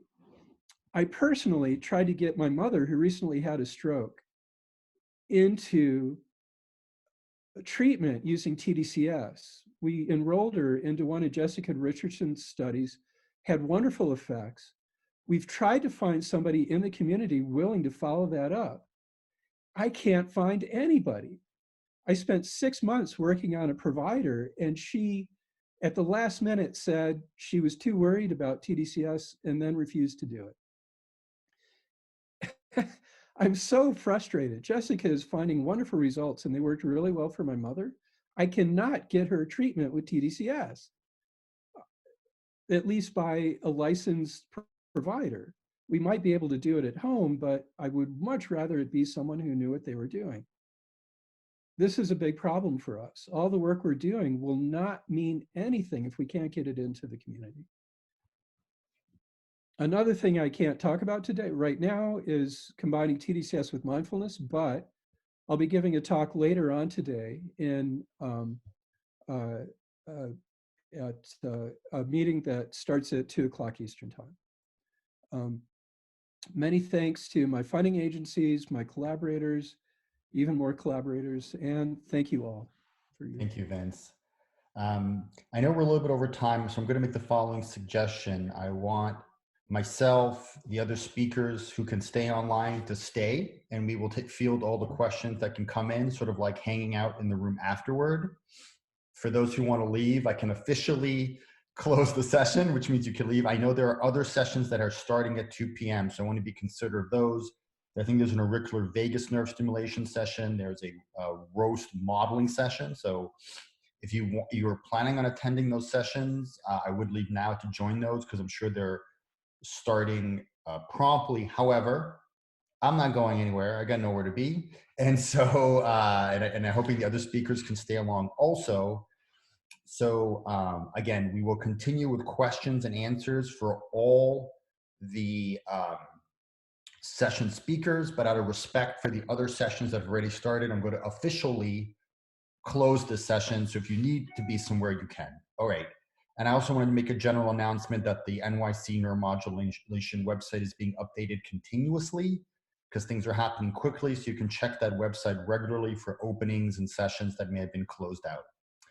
All right, Vince, I'm going to jump in with the first question.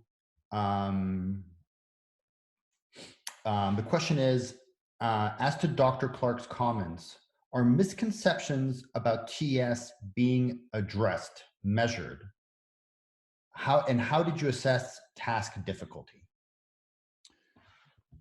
So, yeah, the first question, I assume, has to do with how do we get this into community medicine? There are a lot of conceptions that people have about it, especially those that aren't medical doctors used to performing treatments. So the average speech therapist out there does not use electric current to the brain typically. So I noticed in talking with her, she had a lot of worry about things that were based mostly on a lack of knowledge, not a misconception directly, just a lack of knowledge. So getting knowledge out to the community, and Marom, your review paper on safety, I think is great, but it's still over the heads of a lot of people that aren't in our field. So we need to keep working. How do we get the message out there that this really does appear to be a very safe method? And then Horvath doesn't seem to be producing as many negative papers or reviews as he was, but there's still this conception that it doesn't work. But again, in our hands, it's worked really well when we've tried it in a variety of different places. So safe and effective is the message, I think, for our community to get out there. Otherwise, people won't take it seriously and won't adopt it. So how we get that to the community, I think the popular press is one way, not turning down offers for interviews, things like that. how we assess task difficulty, it's very simple. I mean, it's just the idea of, for a learning task, how much improvement is there? So are you able to go and do the task? If you bring a subject in, can they do the task? There's very basic metrics. So if they can't do the task, regardless of tDCS or not, you know you won't, it's not a useful task. Or if tDCS doesn't have any effect and they learn a lot for a short amount of training, that suggests it's too easy. Yeah, I mean, I think there was a question asked before also about the ethics of, well, dissemination to the consumer space, like workspace and sports, but there's a parallel question about the ethics of dissemination into the medical space.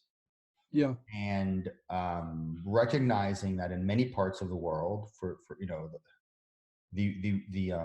the timeline for regulatory clearance and then popular pickup, you know, by the powers that be in medicine is not really suitable for people who are sick now. Meaning for someone who's sick now, if tDCS is going to benefit for them, we can't wait, you know, 2 decades for all the I's to be dotted and the T's to be crossed.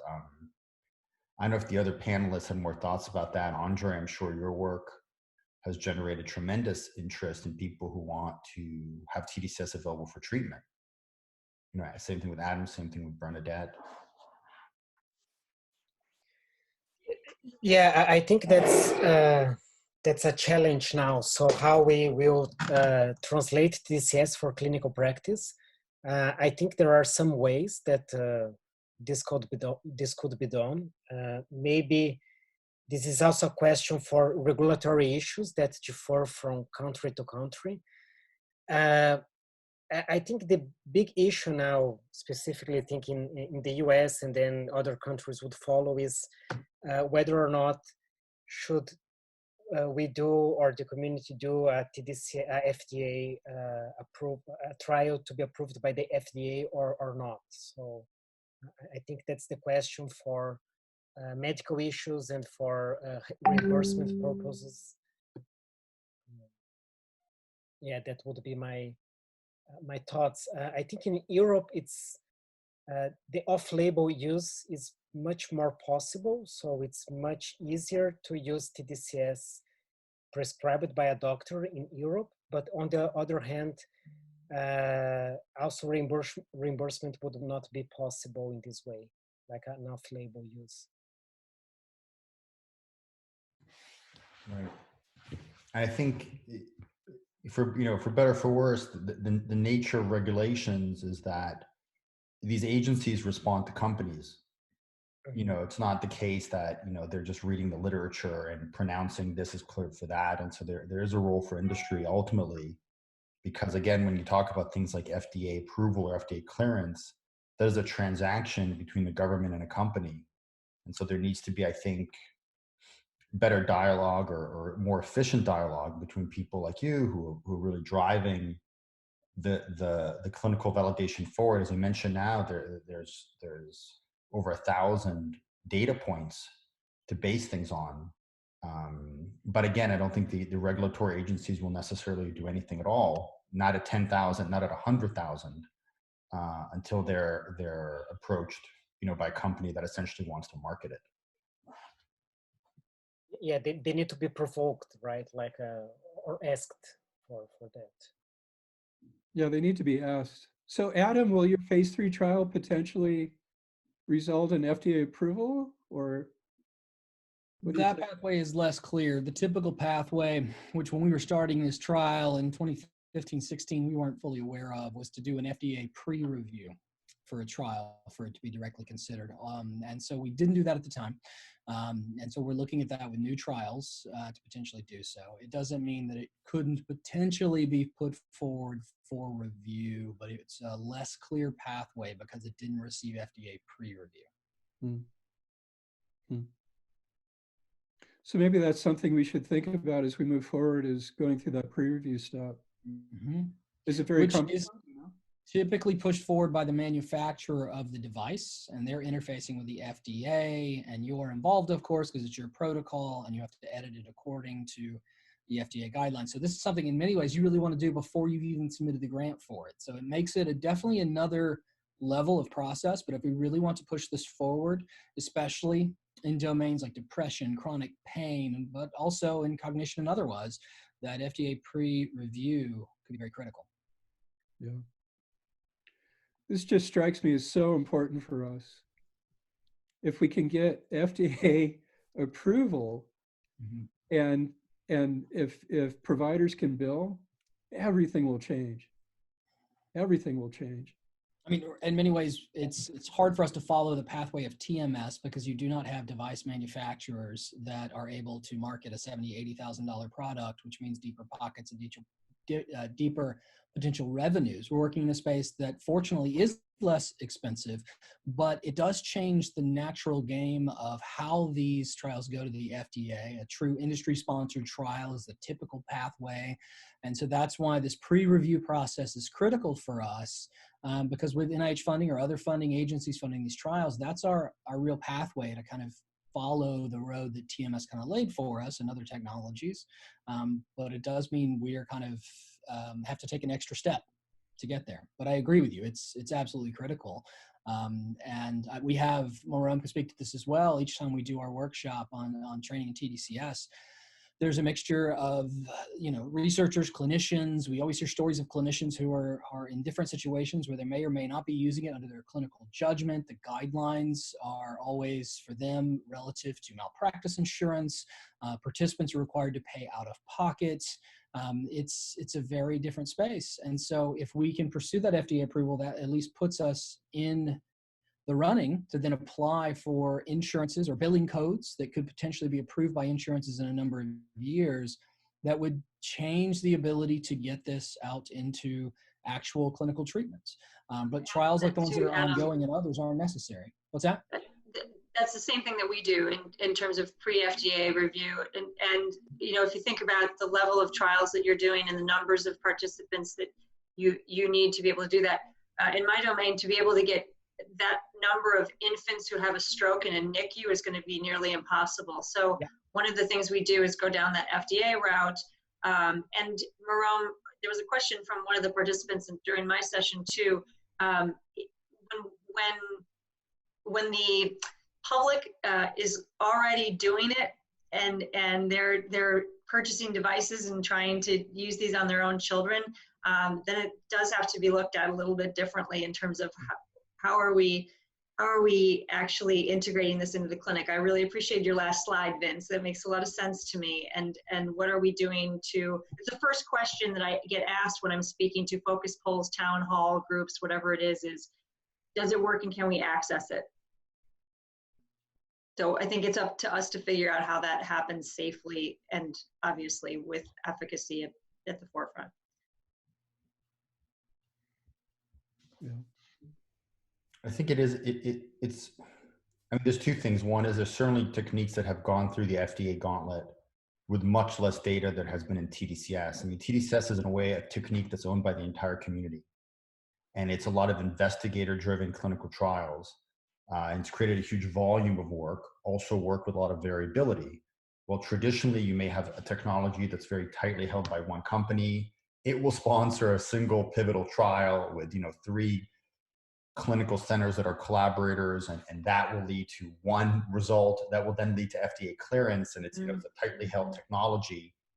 tDCS, it's almost like because it is not owned by anybody, because it belongs to everyone, we have this problem of maybe we have a responsibility now as a community to then push this along and disseminate it. And I think the other piece of it is, once it has a label for one thing, the off-label opportunities open up. You know better than me that, for example, with kids, many things never get a pediatric label, and it's part of your training to understand where you can move off of it. You see that with our TMS for depression, and so I think also having a label, whatever that pioneer is to get it through, will for issues like Dr. Clark was talking about for patient access. I think it will make things it will make clinical treatment perhaps much more accessible off-label once there is an official label.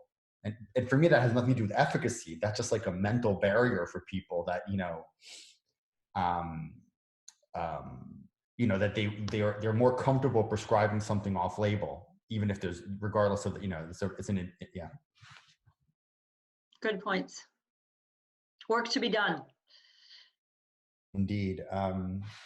All right, I don't see any more questions coming in. I'm just gonna I'm gonna close the session. I'm gonna ask all the speakers again, thank them very much for their accommodation, for their willing to speak, for giving a bunch of stellar talks that, because this session has been recorded, will be part of the record, and I'm sure many more people will be watching this in the years to come. I want to thank all the attendees, those who have still stuck around to hear our follow-up discussion. And I really hope that all of you will explore the remaining sessions at NYC Neuromodulation online. Maybe attend sessions in topics you're interested in, but also in topics maybe you're not interested in, to try to expand your horizon. And we will also help promote Dr. Clark's outstanding meeting. That's going to be, I guess, another chance for the whole community to come together in not too many weeks. I appreciate that opportunity. Wonderful. And then for everyone who's managing kids like me. So cute. So cute, Andre. Hello. Andre, that's my favorite part of this entire session. Exactly. Ditto. Ditto. Thank you very much, Marom, for all of your work, and for everybody being online with us. Same here. Thank you very much.